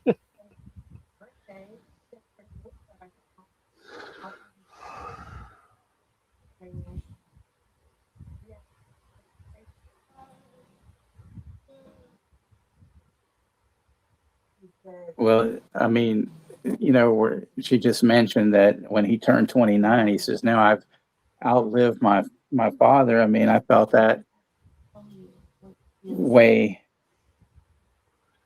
2 years ago when, it's like now I've outlived my mom. Like Oh wow. it's fucking weird.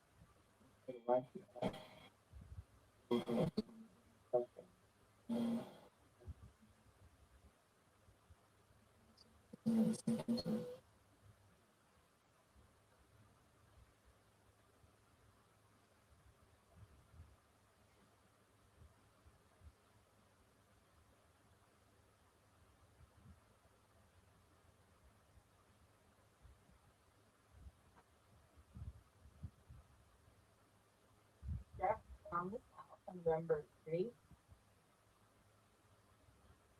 he didn't have a lawnmower, so it became overgrown. I would visit him for a month. I remember lying with him in the grass.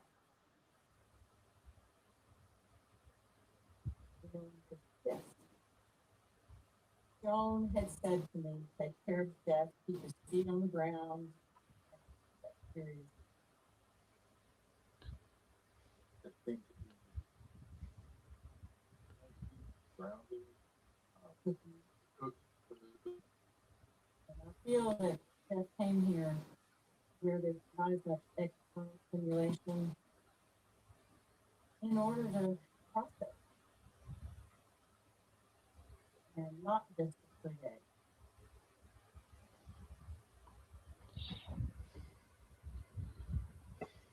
AFI is my favorite band. P Rich. P Rich has asked you what's your favorite band, Texas, Juno, and Tenny. I have three favorite bands, and probably they're not going to match you guys. I like the Eagles, Mm-hmm. Van Halen, and Huey Lewis and the News. Huey. Huey, love Huey. I always think Huey's a unique name. Huey. Or like Chewy, Chewy. Oh. Or the Louis song. Louis, Louis, Louis. I didn't know that was I didn't even know that was a popular song, Juno. Yeah, that song. Yeah, I didn't know that was. I thought that was just made for Louis C.K. show. Oh, that fucking scumbag. That's a Like, he's hard another one question. He's like another Go one ahead. like James Franco. But P. Rich, that's a hard question for me because every day, it could change into something else, But I mean, I love, Cheap Trick. I love the Clash, the Sex Pistols, all sorts of stuff. It's And hard to say when you listen to all the stuff that I For me- listen to. the other ones I like is Hall and Oates. I do like Red Hot Chili Pepper. Yeah, Hall & Oates is right up there for me too, Juno. What do you call a barbecue for seniors? A golden grill. Hell yeah.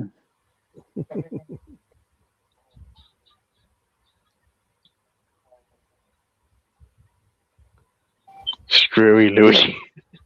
Screwy Louie.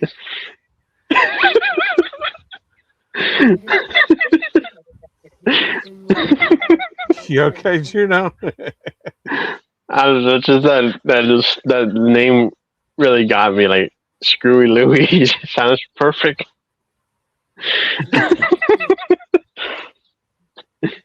Damn it, Screwy be Lewis rich. and the Jews, Made me laugh. That's fucking Jerry Lewis, Screwy Lewis.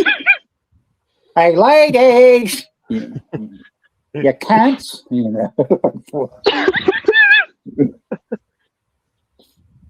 Oh man. Oh, there's this channel, James Well Bake Sale, and they have these fucking different people talk about, movies. Like Quentin might be talking about something, but I don't even know who these two guys were, but they were talking about this Jerry Lewis movie called The Day the Clown Cried. And it was a movie.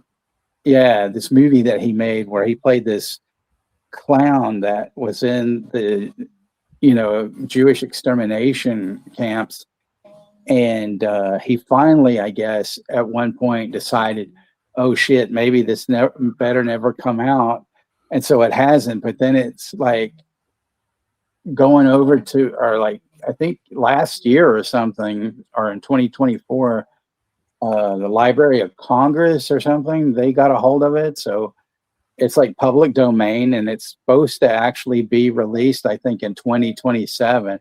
But I mean, I've seen footage from it, and I'm like, holy fuck, this is so fucking weird and fucked up, But it's like he's like this clown, and it's like a Pied Piper of Hamelin type situation where he's leading these kids to their deaths and other weird shit, I heard about that too. But the weird thing about it too is, I mean, I don't know the reasoning behind it or whatever, but what the fuck, he was an asshole anyway. There's stuff you can see on YouTube. Like there was some guy was at his house interviewing him, and he's like, "These aren't even questions. Get the hell out of my house. Get the hell out of here." And you're just like, God, man, what the fuck is wrong with you?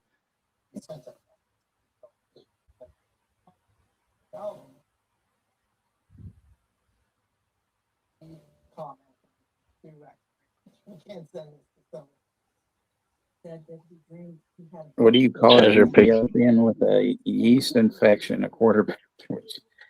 Yeah. I think Chester pick. actually Jim Cornette used to say that joke. Chester says that it's Screwy Louie, stop picking on.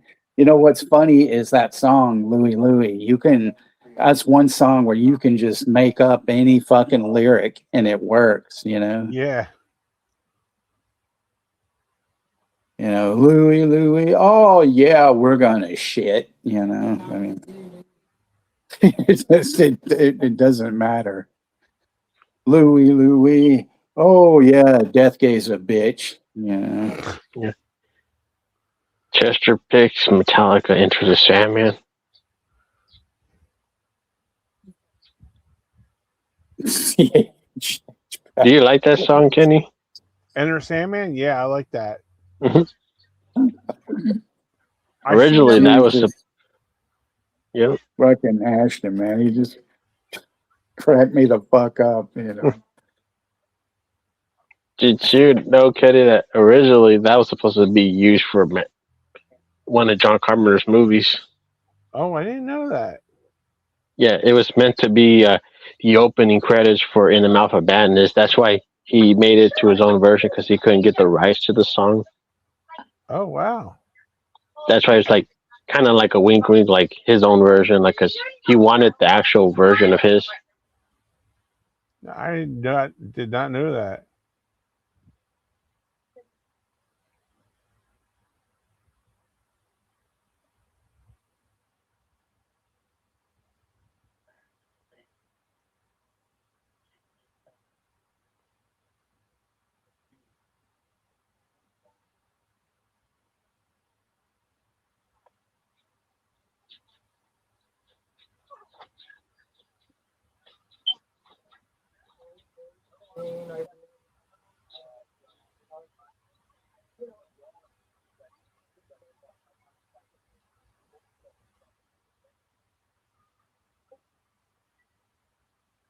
See, one of the things I don't get about Amy Mann, because I mean, I thought she was married to Michael Penn and they had some kind of deal, unless they were divorced, or unless their relationship was open. But, him telling her that, he was trying to, basically wanted to, have sex with her and shit, and stuff. I don't know, it was weird.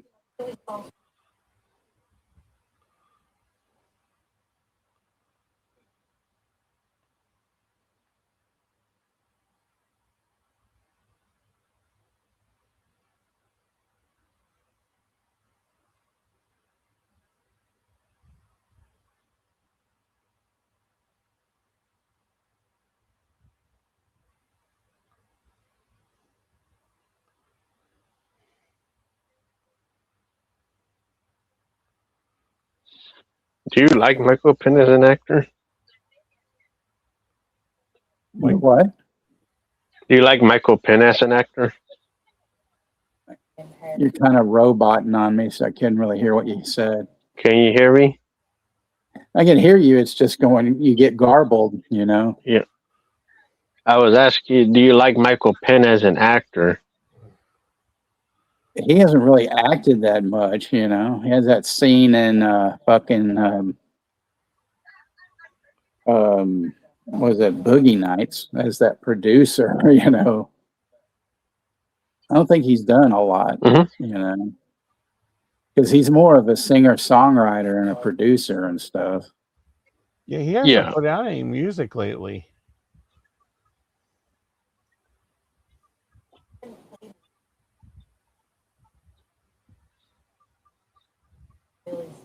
Dick Slashy, some sort of detective.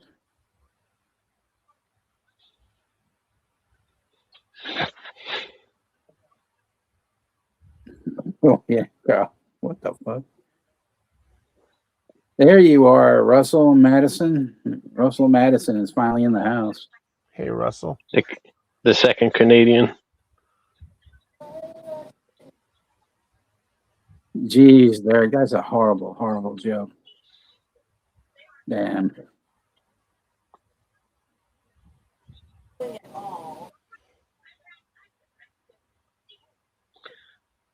Rick Ashley.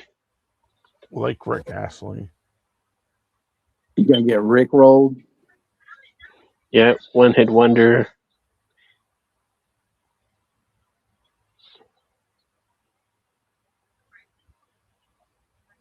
Yeah, this stuff that he was writing for his second album, some stuff was finished, but not, everything because, he died before it could get finished. But that song Vancouver is really fucking good. It was that second record. I mean, they put out what they had. It was called My Sketches or Sketches for My Sweetheart the Drunk. That's what it was called.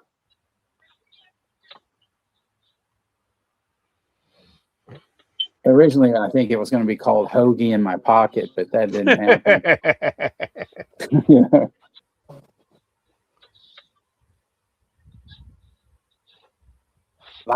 Lies, I tell you. Yeah.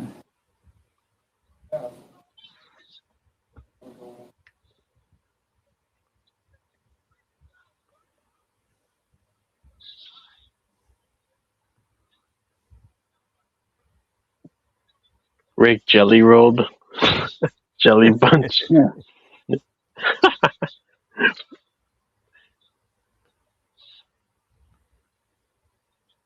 I mean, it's really sad. You know, he decided to go swimming in this fucking river and then got caught by the tide, you know, and shit. Fucking drowned.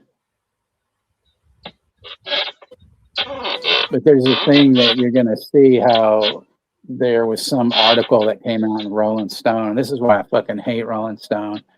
But they were saying, oh, you know, that he had drank beer or some shit and, you know, he claimed he had that in his system and stuff. And, you know, there was nothing like that. It was all bullshit. And the guy says, you know, they fucking, it was all untrue, you know, and he was so pissed that they wrote some shit like that, you know. Ass clowns.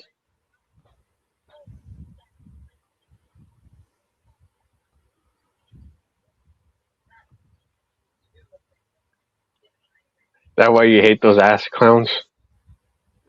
Well, I mean, it's just, you know, journalists can be fucking reckless and stupid, you know, and it's not good to, you know, make up lies, which is fucking, you know, 99% of fucking news anyway. Mm-hmm.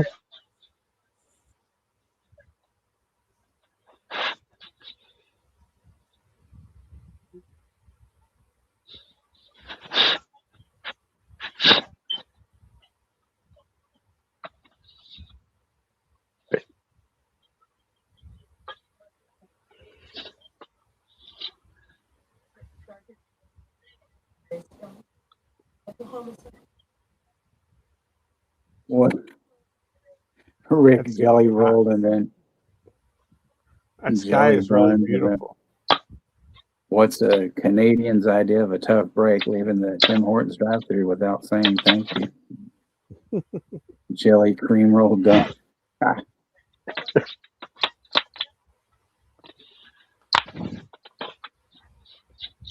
I mean, you know, I've heard, you know, this bullshit about Chris Cornell, like that he supposedly him and that Chester, you know, Bennington. Bennington were trying to stop some kind of child sex trafficking ring and that they were murdered, you know. Oh man. I never heard of that shit, you know. I mean, The Cornell's government's wife, kind of shit. I mean, Cornell's wife basically said he was on some sort of fucking, Mhm. you know, meds or something like for, I don't know if it was for depression or what they were for, but he hadn't taken them. Mhm. And that's, you know, whatever. That's why he kind of like lost it. And, you know, I mean, but fuck, you know, when you get all these people, you know, coming up with all these goddamn theories that, you know, just don't make a lick of sense. It's ridiculous. It is a shame. And there's no ramifications for any of that either. You know, they can just throw out so that's why I hate the the Twitter. It's like a love-hate relationship. Yeah, you find a lot of cool stuff out, but 98% of it's false, you know. Feel free where he performed before.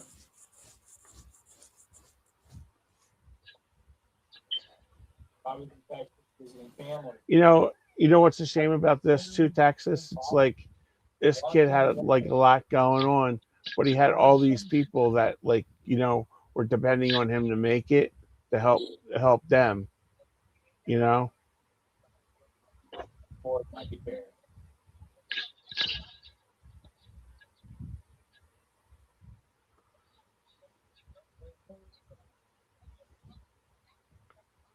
He was an undertaker.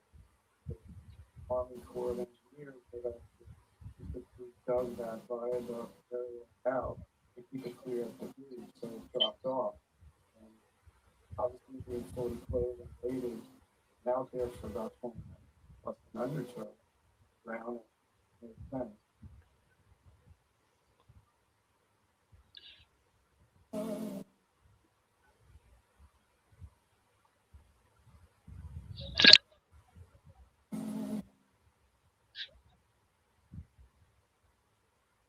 The autopsy report said he had a beer in his system.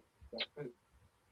I asked Rolling Stone to please publish the report to show that those had nothing to do. But the shame is that the story is very sensationalistic. It was very much like, well, we don't know. And fortunately, I can't tell you what Nancy in the last 20 something years are like, oh yeah, he died of drugs. And we followed. See, I mean, what a fucking crock of shit, you know.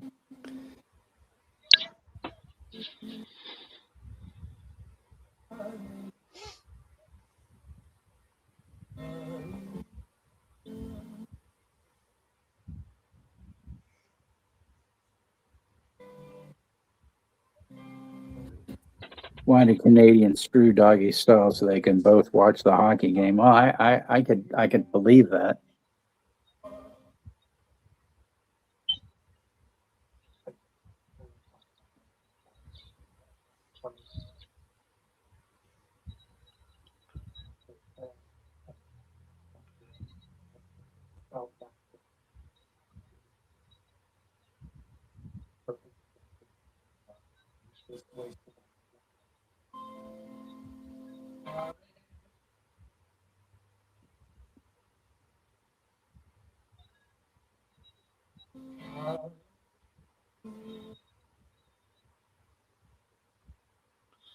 It said, you come out with members.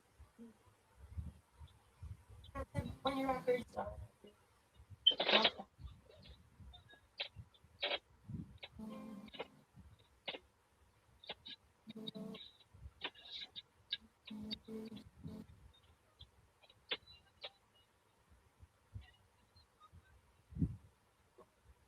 Like, you know, all the things that felt so urgent and scary.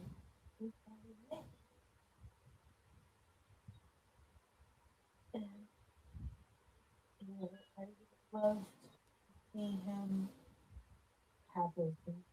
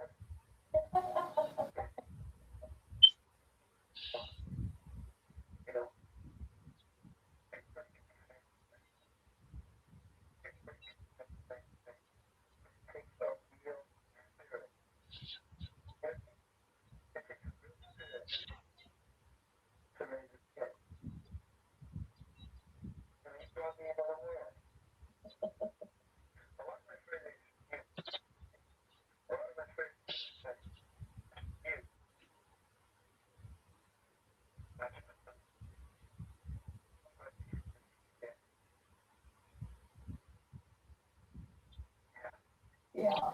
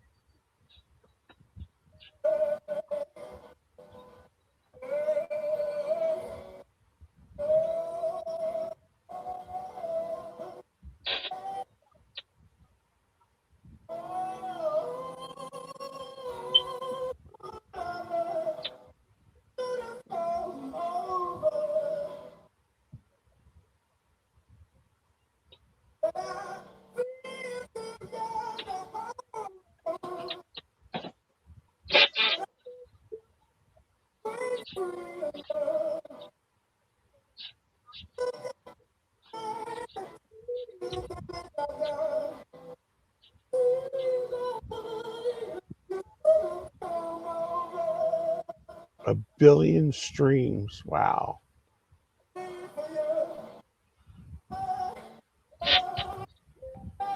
Yeah, Brad Pitt was an executive producer on this and stuff.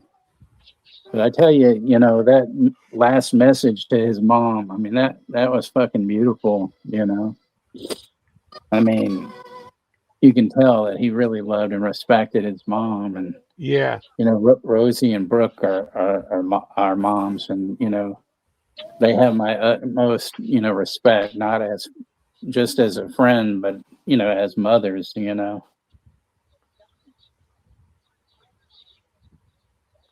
People Love need your to, mamas, everybody. yeah, exactly. That's what I was about to say, treat them right. Because you only get one.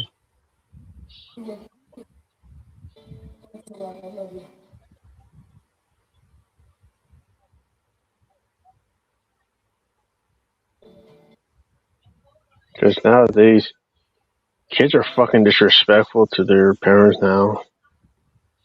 You're right, Juno. Like, they get embarrassed not saying bye to their parents. Like, that's the person that fucking bred and raised you. Like, Yeah, I you should always never love your parents. left a conversation without my mom. I loved her. Always love your parents, especially Yeah. your mom.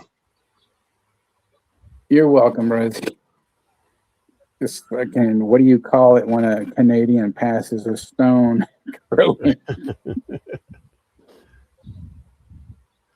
Did you hear about the guy who dunked his balls in glitter? Pretty nuts,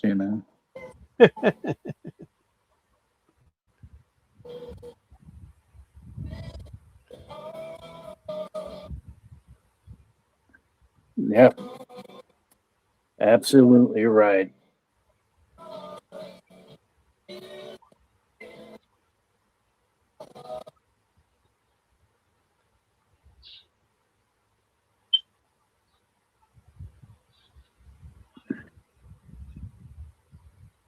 I don't know if you've been in here before. I love her, men 69, but appreciate you coming in and whatnot. It's nice to have new people, all the time. Absolutely. You know? Thank you. Good afternoon.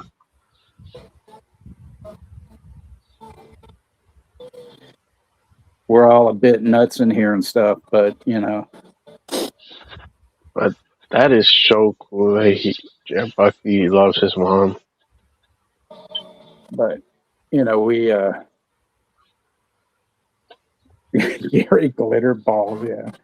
I mean, we're always when it gets down to brass tacks, we're all familia here. So welcome to our crazy family, Mm-hmm.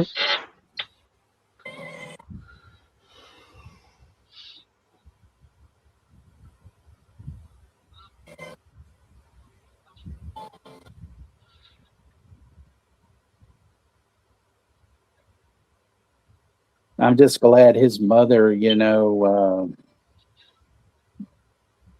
she took, control of all his shit, so people couldn't, fuck with it, Right.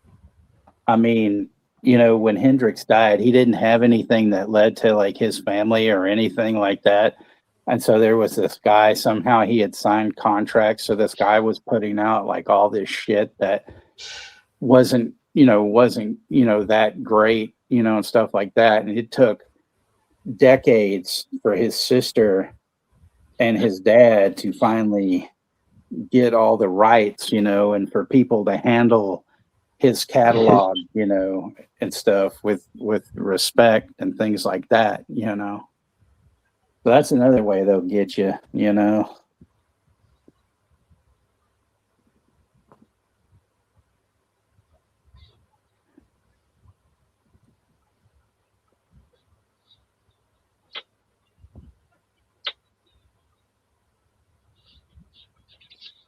Yeah, we try to be, we're like I said, we're a bit on the crazy side, but we're all good.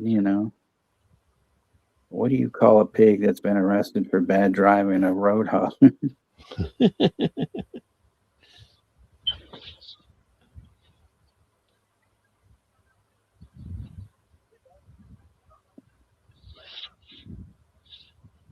So I hope the ones that watch enjoyed that. Kenny, you watched this one on Alanis Morissette yet? Yes, it's Any awesome. Is it good? Yeah.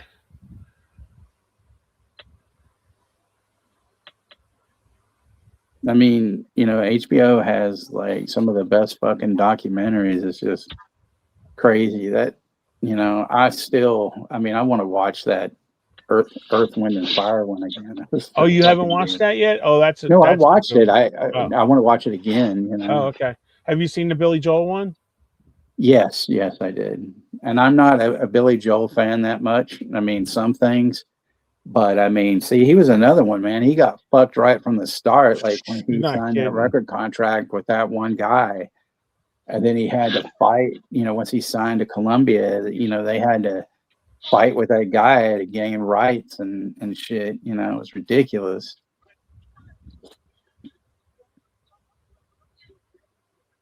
I want to watch this Robin Bird one about that late night TV woman. Oh yeah, I just seen that one, the adult one. Yeah, bang my box. Wow. I haven't seen that Corgan interview, Al Jorgensen. I'd like to, though. I Yeah, that saw, old. I actually saw Ministry once in the mid '90s with Jesus Lizard and this like Finnish. I think they were from Finland. This Finnish surf band called Laika and the Cosmonauts. They were kind of like the Finnish version of the Ventures. Oh wow. Fucking trip. But like Jesus Lizard was fucking awesome because it's like I mean it was a kind of an early show, but I think it was about 7:30, 8 o'clock when they went on, and David Yao, the first thing he says is, "I'd like to thank y'all for coming out on this rock and roll afternoon." and then and then before even the first hit of the cymbals, he's already jumped out into the crowd. It was Oh crazy man. as shit. And then at one point they were finishing up some song, and there's all this feedback, and he's looking out in the crowd, and he points to some guy, and he says, "Ladies and gentlemen, Mr. Robert Duvall." Ah, But yeah, Ministry was great. It was all like shit. They played in the dark mainly with just strobes going on the whole time. In fact, a friend of mine that went to the show with me, he had to leave because the strobes were getting to him and he didn't want to have a seizure. So oh okay. luckily I ran into a guy I worked with and his girlfriend, and they were like, "Oh, we'll take you home. Don't worry about it." So, that was cool.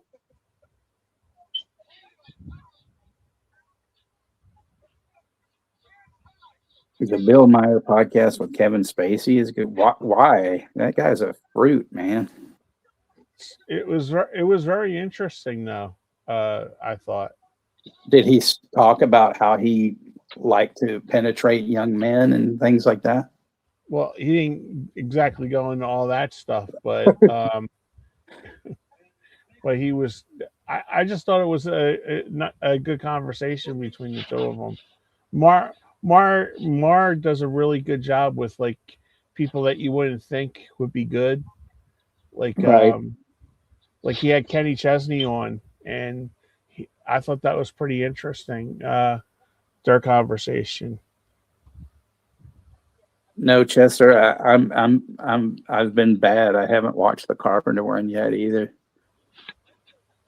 I heard it's really good. I don't know. Some people say, "Oh, those organ things. He just talks about himself. He doesn't talk, to really to like the people he interviews. But I'm like, well, that's ridiculous because he'd have to. Why would he not? My one of my favorite ministry things though is the one. Jesus, built my hot rod with Gibby Haynes from the Butthole Surfers. That's such a great song. That fucking spoken intro at the beginning, Jerry Lee Lewis was the devil,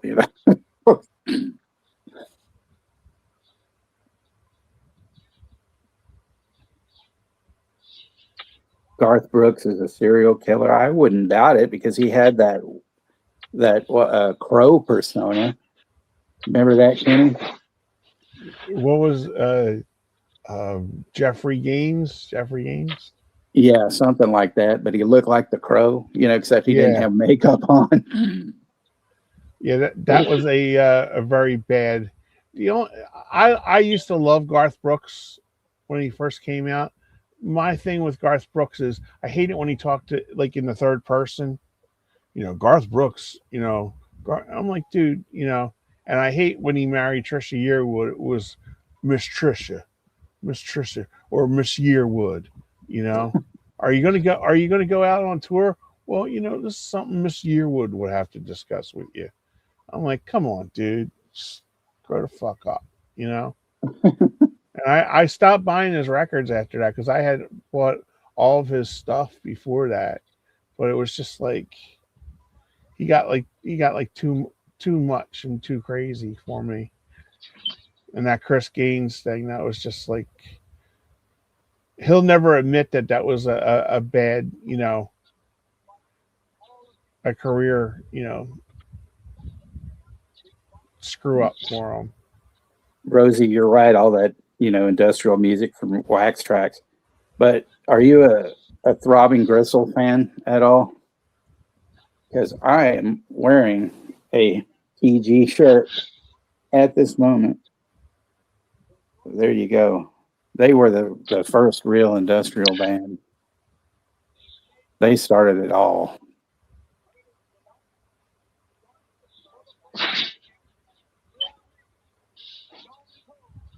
Yeah, Kenny, I didn't know you were a huge Garth Brooks fan, As the dinner rolls and the biscuits bake. Yeah, those like the early. I like the '90s, like the '90s country. Like I was like George Strait and Alan Jackson, and Brooks and Dunn, and now the country music today is just terrible.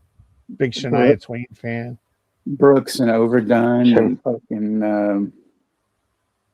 Shania Mark Twain, and fucking who else? Joe Diffie. What was that? Oh man, who is the other guys like Brooks and Dunn, but they have two names. I forget. Montgomery Gentry, Rascal Flatts. Yeah, Rascal Fats. There you go. That's one. Yeah, Knights Are Ebbing, Front 242. Yeah. See that stuff though, and you have Cabaret Voltaire as well. That but if you haven't really heard TG, Rosie, you should definitely check out their stuff because they had split into like two halves. Like when they broke up, it was Chris and Cozy went one way, and then Genesis Peorage, he started Psychic TV with Peter Christopherson. Call Me Now. Oh, Travis Twat was another guy. Yeah. Yeah, Travis Tritt. Billy Ray Virus. Yeah. I remember he was so pissed off at fucking Travis Twat that, he won some award on a country show, or it was the Grammys or some shit. And then he's like, see, some people say that, that I'm not any good or I'm worthless or some shit. And he goes, well, I just won this award. So here's a quarter, call someone who cares, you know. He was absolutely just fucking, Well, he's a jackass.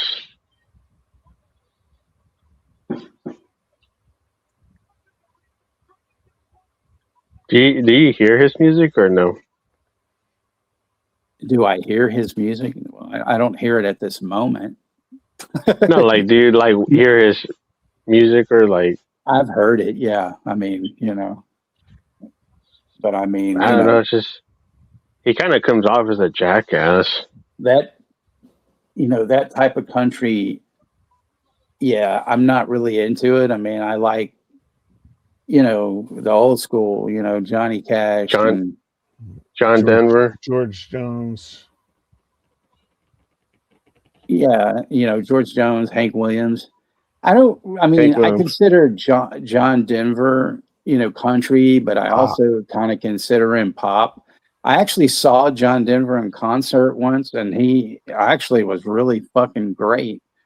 I went there, not, you know, I was with you know, my parents, and I didn't really, you know, I thought, oh, I'm going to be bored to death, but he was actually really good, you know. And That's good. I'm glad you Hank. enjoyed them. well, you know, He's and another thing though, he spoke out against the PMRC, so he gets a lot of credit from me for that, you know. fucking A. Tipper whore, and you know, her bullshit, you know. Those Orale. housewives that had nothing better to do except, you know, finger themselves to fucking soap operas and drink lots of coffee and then think, you know, start, you know, into that satanic panic bullshit, you know. Hate those fucking soap operas. Yeah, Shit. the Man in Days Black. of Our Life. Crap. But fucking I like, you know, Carl Perkins a lot, and you know, Waylon Jennings and Willie, you know, Nelson, of course, you know. That's the type of stuff that, you know, I grew up on. I mean, you know, I've heard stuff here everywhere, you know, here and now that's okay, but it's just the same with jazz, you know. It's like I prefer like Coltrane and Miles Davis, you know, and you know, and I don't like a lot of the shit that's out there now, you know. Yeah, John Denver and those Oh God movies, yeah. Well, Travis Scott, fuck his music. He's a piece of shit. Thank God I'm a Kenny boy, you know.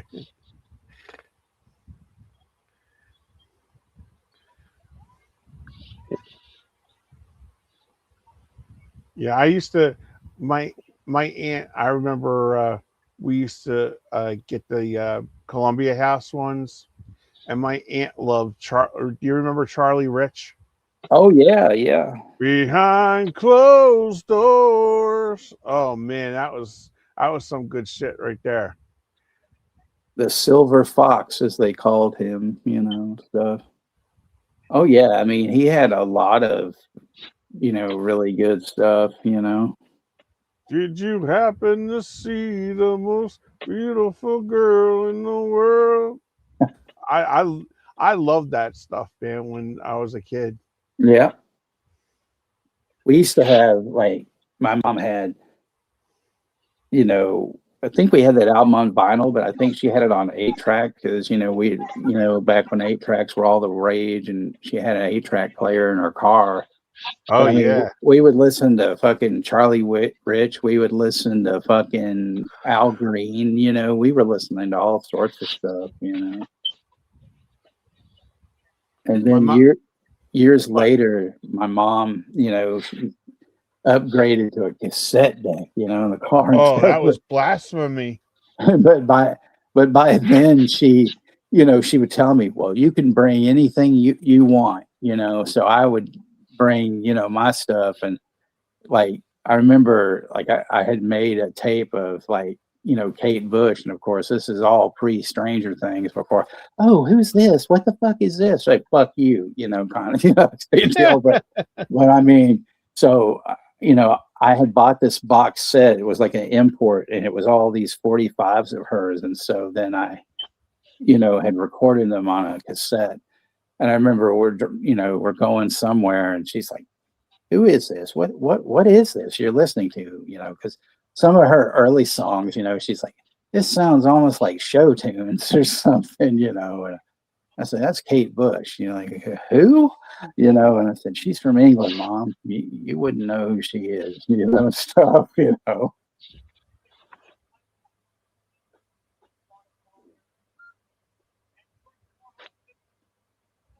The guy I really liked when I was a kid was Engelbert Humperdinck. I was a big Engelbert fan.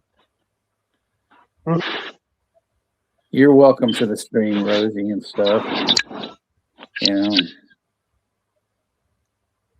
You're welcome, P. Rich and Chester, all of See you. you guys.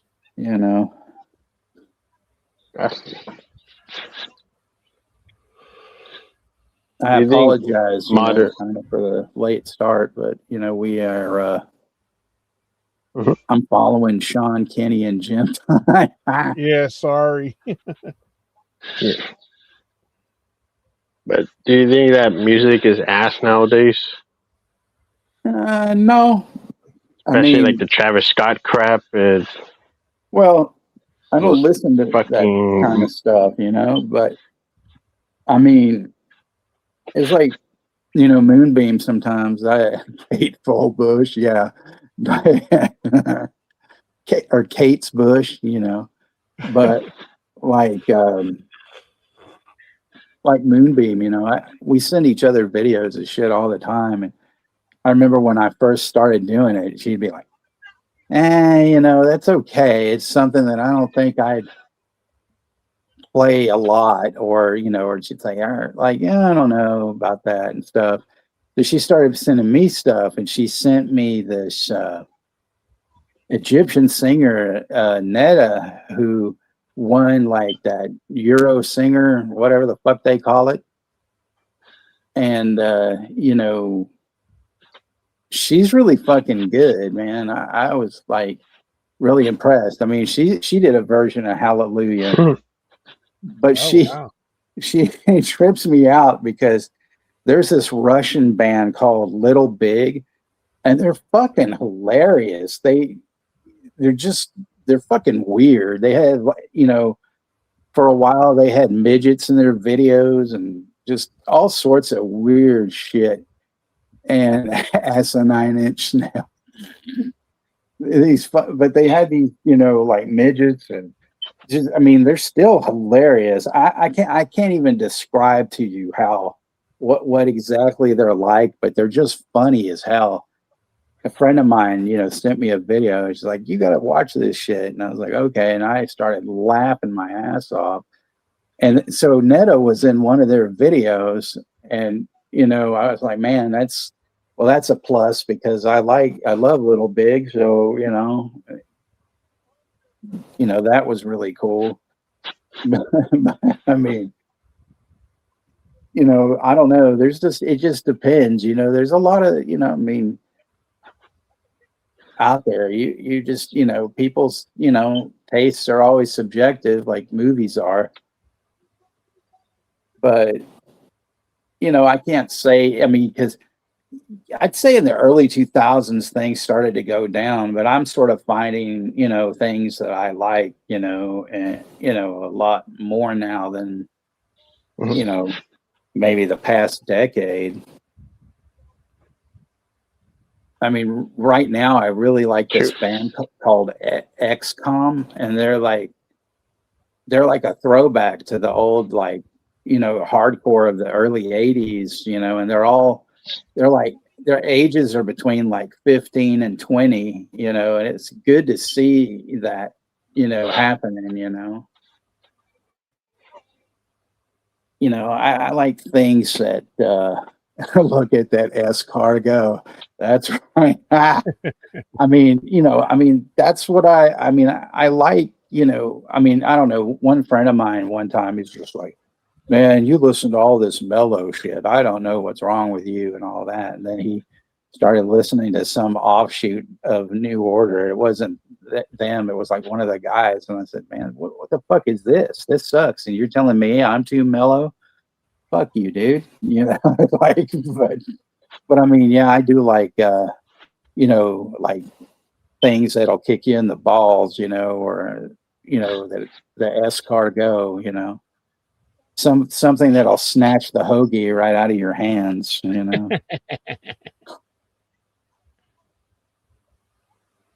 like, music that'll make you fucking put meat on your bones,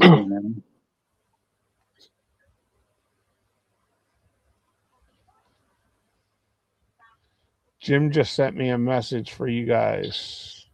He's telling us to go fuck ourselves, isn't he? Tell Texas and Juno thank you for the comments on the show tonight. They were awesome as always. Well, he's very welcome, and we appreciate him most times.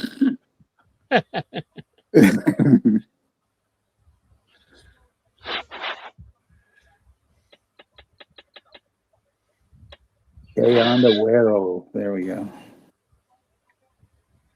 You remember that song, Rosie, from Beck? Yeah, New Order is great, but I was some other band that one of the guys. But I'm still a big Joy Division fan over New Order, though.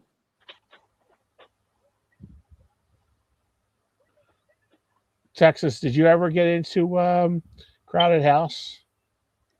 Some stuff, yeah. I actually met Neil Finn one time. Oh, really? Wow. That's Yeah, cool. I saw him actually do a solo show, and Grant Lee Buffalo, or the guy who's the main guy in Grant Lee Buffalo, was the opener, and then they did some songs together.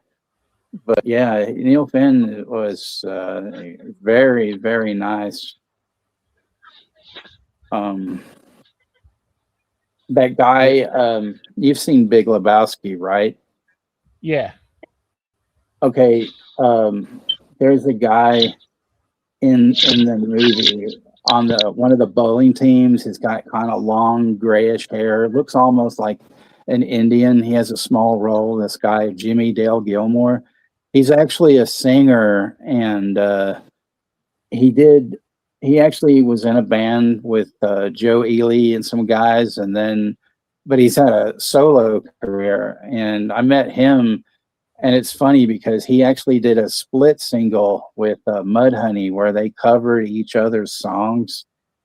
Oh, And, really? Yeah, he was a genuinely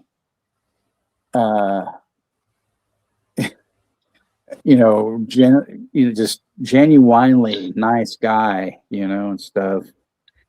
How could I get into a crowded house? Yeah, that's true. I won't fit, Kenny. I can't fit into a crowded house. You talking about the Smokey character? Yeah, exactly. That's who it was. Yeah, he played Smokey. The one that John Goodman says over the line, Smokey. Right. Yeah.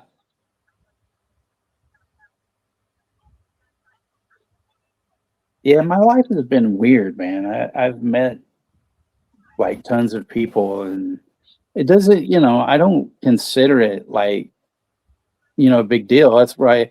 I mean, I talk about it with you guys more, but for the longest time, I wouldn't talk about it because, well, one of my friends, it pissed me off. I mean, we've been friends for over, close to 50 years almost. And he would always say shit, like I say, oh, I went to see so-and-so last night. I was able to talk to him and stuff. No, you didn't. You're lying, And I mean, this dude's like, my best friend. Why the fuck would I lie to like my best friend, So I always felt like, well, that's nice. You're such a piece of shit. But then I always felt like humiliated, And then the funny thing was, when I met Peter Buck from REM, I had a picture taken with him. And so then I showed him. I was like, well, here, you didn't fucking believe me. Look at that. Oh, you did meet him, It's like, the fuck's wrong with you, Bizarre glove triangle. Speaking of the glove, there was a solo thing with Robert Smith and Steve Severin, who was the bass player for Susie and the Banshees, and it was called The Glove. I don't know if you know about that, Rosie. That's something to check out.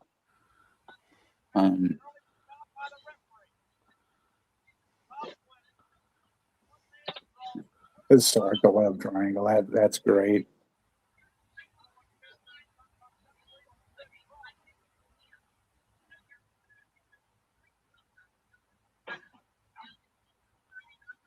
Always like, Fine Young Cannibals, because Roland Gift had that weird ass voice, and he always looked like he wanted to, swallow something, I don't know, like a giant ass cake or something, Yeah, whatever happened to them? They really died out quick, didn't they? Well, I he's know he still wanted to around be doing stuff. acting. He's still singing. I don't know what the rest of the guys are doing, but I always used to, like with that fucking song, She Drives Me Crazy, though, I was always like, she drives me crazy, and we sound just like the Bee Gees, you know.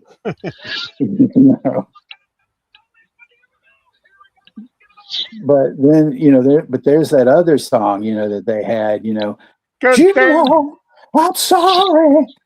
Juno, I'm sorry. Won't you come on home?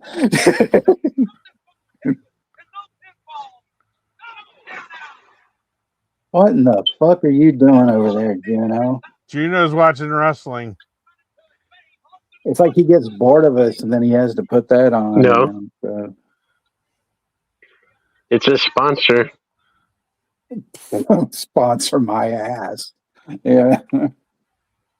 Loving the first watch reaction videos of Saw X. Why? Why would you do that, Russell? The what? The The what? first time watching reaction videos of Saw X? Who cares? I mean, we're better than that, I have a feeling a lot of those people are bullshit that do that. It's like I like when they do the music ones. How is it 2026 and you've never heard "Staying Alive" or "Night Fever"?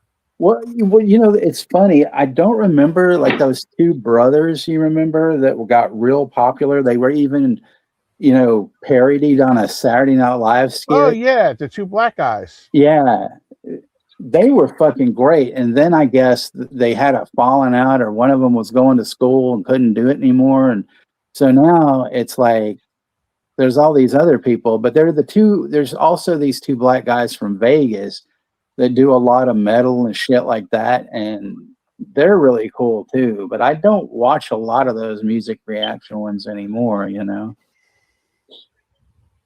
But yeah, I was watching those for quite a while,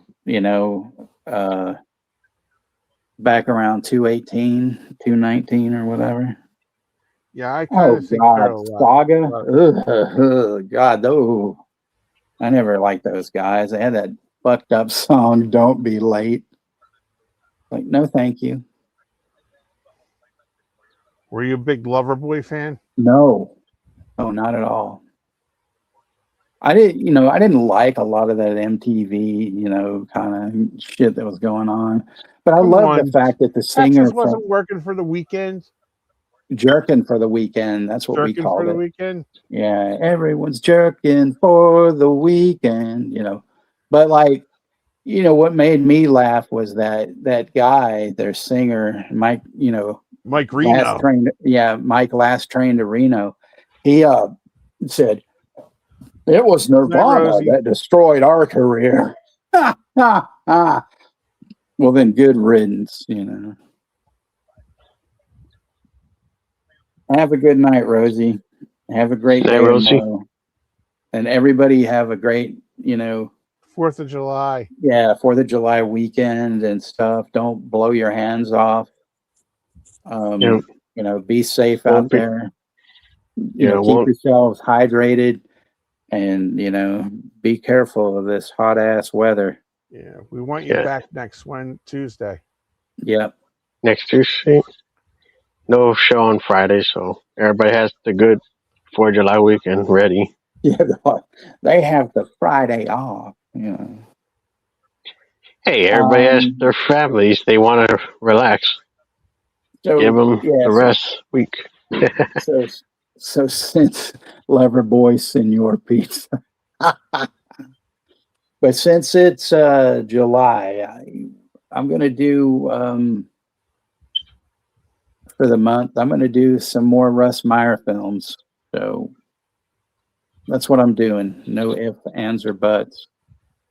Probably gonna do the Vixen trilogy and then one more, depending on how many Tuesdays they are in the month. Let's see how many there are. We Blame- have 4. Okay, so then it'll be the Vixen trilogy and one other film. Blame Canada. There we go.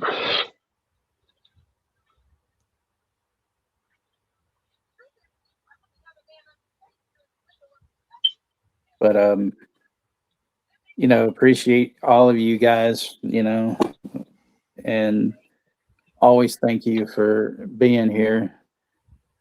And that goes out to Juno and Kenny as well. Oh, I love being here with you guys. Gracias. So, but thank you guys for hanging tonight, and I hope, nobody got too depressed by the film. Well, it's not depressing. It's more emotional. Yeah. Depressing would be shit like Clerks 3, which that's a depressing fucking piece of shit. Horrible, horrible film. But 4:30 movie, I think, makes up for that because I love that. I thought it was funny as hell. I mean, it's not, I don't think he's ever going to reach his, status again, No. especially after Clerks 3 and all that. But there's some stuff, Now he's turned into an ass clown, so. Yeah, I just think he's content with pushing his daughter, just making public appearances, talking about stuff, and yeah, and his comic book shop and all that shit. Yeah, so that is nepotism shit from having his daughter in his movies. Yeah, and he'll just put out like another a thing of Clerks when the other anniversary comes out, or Yeah. So he's content with that, The 8K comes out when it's the 50th anniversary. Yeah. Or the porn cut that he never put out. What? Yeah. Well, yeah, this one. Yeah. This one was better. And this is an emotional documentary about Jeff Buckley's life. Right. And it's cool that that you said that he loved his mom. So I'm like, that shows that he is cool. Right. For that. Well, and it's weird because there's so many of us that, came, up or, lived our lives, as latchkey kids, and shit. I know I did. I did too. Yeah. So, I mean, I can totally relate to like where he was coming from. It's like you get all this fucking guilt, like you think you did something wrong and, but you never did. But, nobody, back when we were kids, Kenny, nobody understood, any of that stuff, Yeah. There wasn't, I don't know. I always just kept to myself. I never, somebody said, "What's bothering you?" I never said nothing, Well, I had my brother, so it was just you were lucky. I was an only child. Yeah, I had my brother with me, so we, Mom would put treats in the fridge, with a K and a C on it. She would go, "All right, boys, start your homework." We'd put on like cartoons or Batman, whatever was on, and then she'd get home and she'd make dinner, and then we'd do homework, watch a little TV, and then it was bedtime. So, and then the weekend it was just like we were out all day Saturday.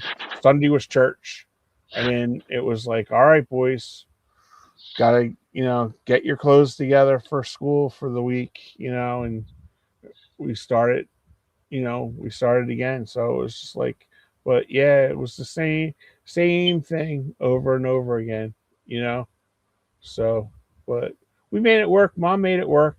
She never it never felt like we were like poor. I mean, we were poor, but we never felt like we were like poor. I think Yeah, I'm that's how saying it it was right. for me. I mean, my mom, she was married like 3 times and Oh, had two fathers, but even when my mom was married to my first stepfather, it was, they were both working a lot. So I felt like, I was alone a lot of the time, and stuff. And, but then there would be intervals, when she got divorced and then for a few years and things like that. But I mean, I don't know. I was talking to Jimmy about it, and I was telling him that when my mom married the third time, they would go out on these fucking trips, like they went to Jamaica and all these fucking oh wow. different places. But I was never there, and I was like, it always seemed like I was the one where it's like, my parents went to Hawaii and all I got was this goddamn T-shirt Right. type deal. But one time I had to take care of my stepsister, and so they said, "Well, we're going to be gone a week." They were going to New York, and they said, "You take care of her, and you've got." They gave me, I don't know how much money, maybe $100 or something for the week, and that was in the summer, so it wasn't like when I was going to school. But they would go on trips when I was in school, and I had to, get up and get my ass to school. But I did. I didn't skip school. I could have done so much dumb shit, but I didn't. But Right. when they went to New York, my mom was like, "Well, you give me." You make a list of some of the record stores there and what you want and what you're looking for, and we'll, for you taking care of her, we'll get you that whatever. So I said, I want a Union Jack fucking, wife beater, muscle shirt, whatever the fuck, and then a shitload of records. And I think there were only like maybe 2 records or something they couldn't find or the places were sold out of. But I mean, I had a stack, full of like singles and shit, and pretty much everything on my list. So, Nice. that was nice, for once.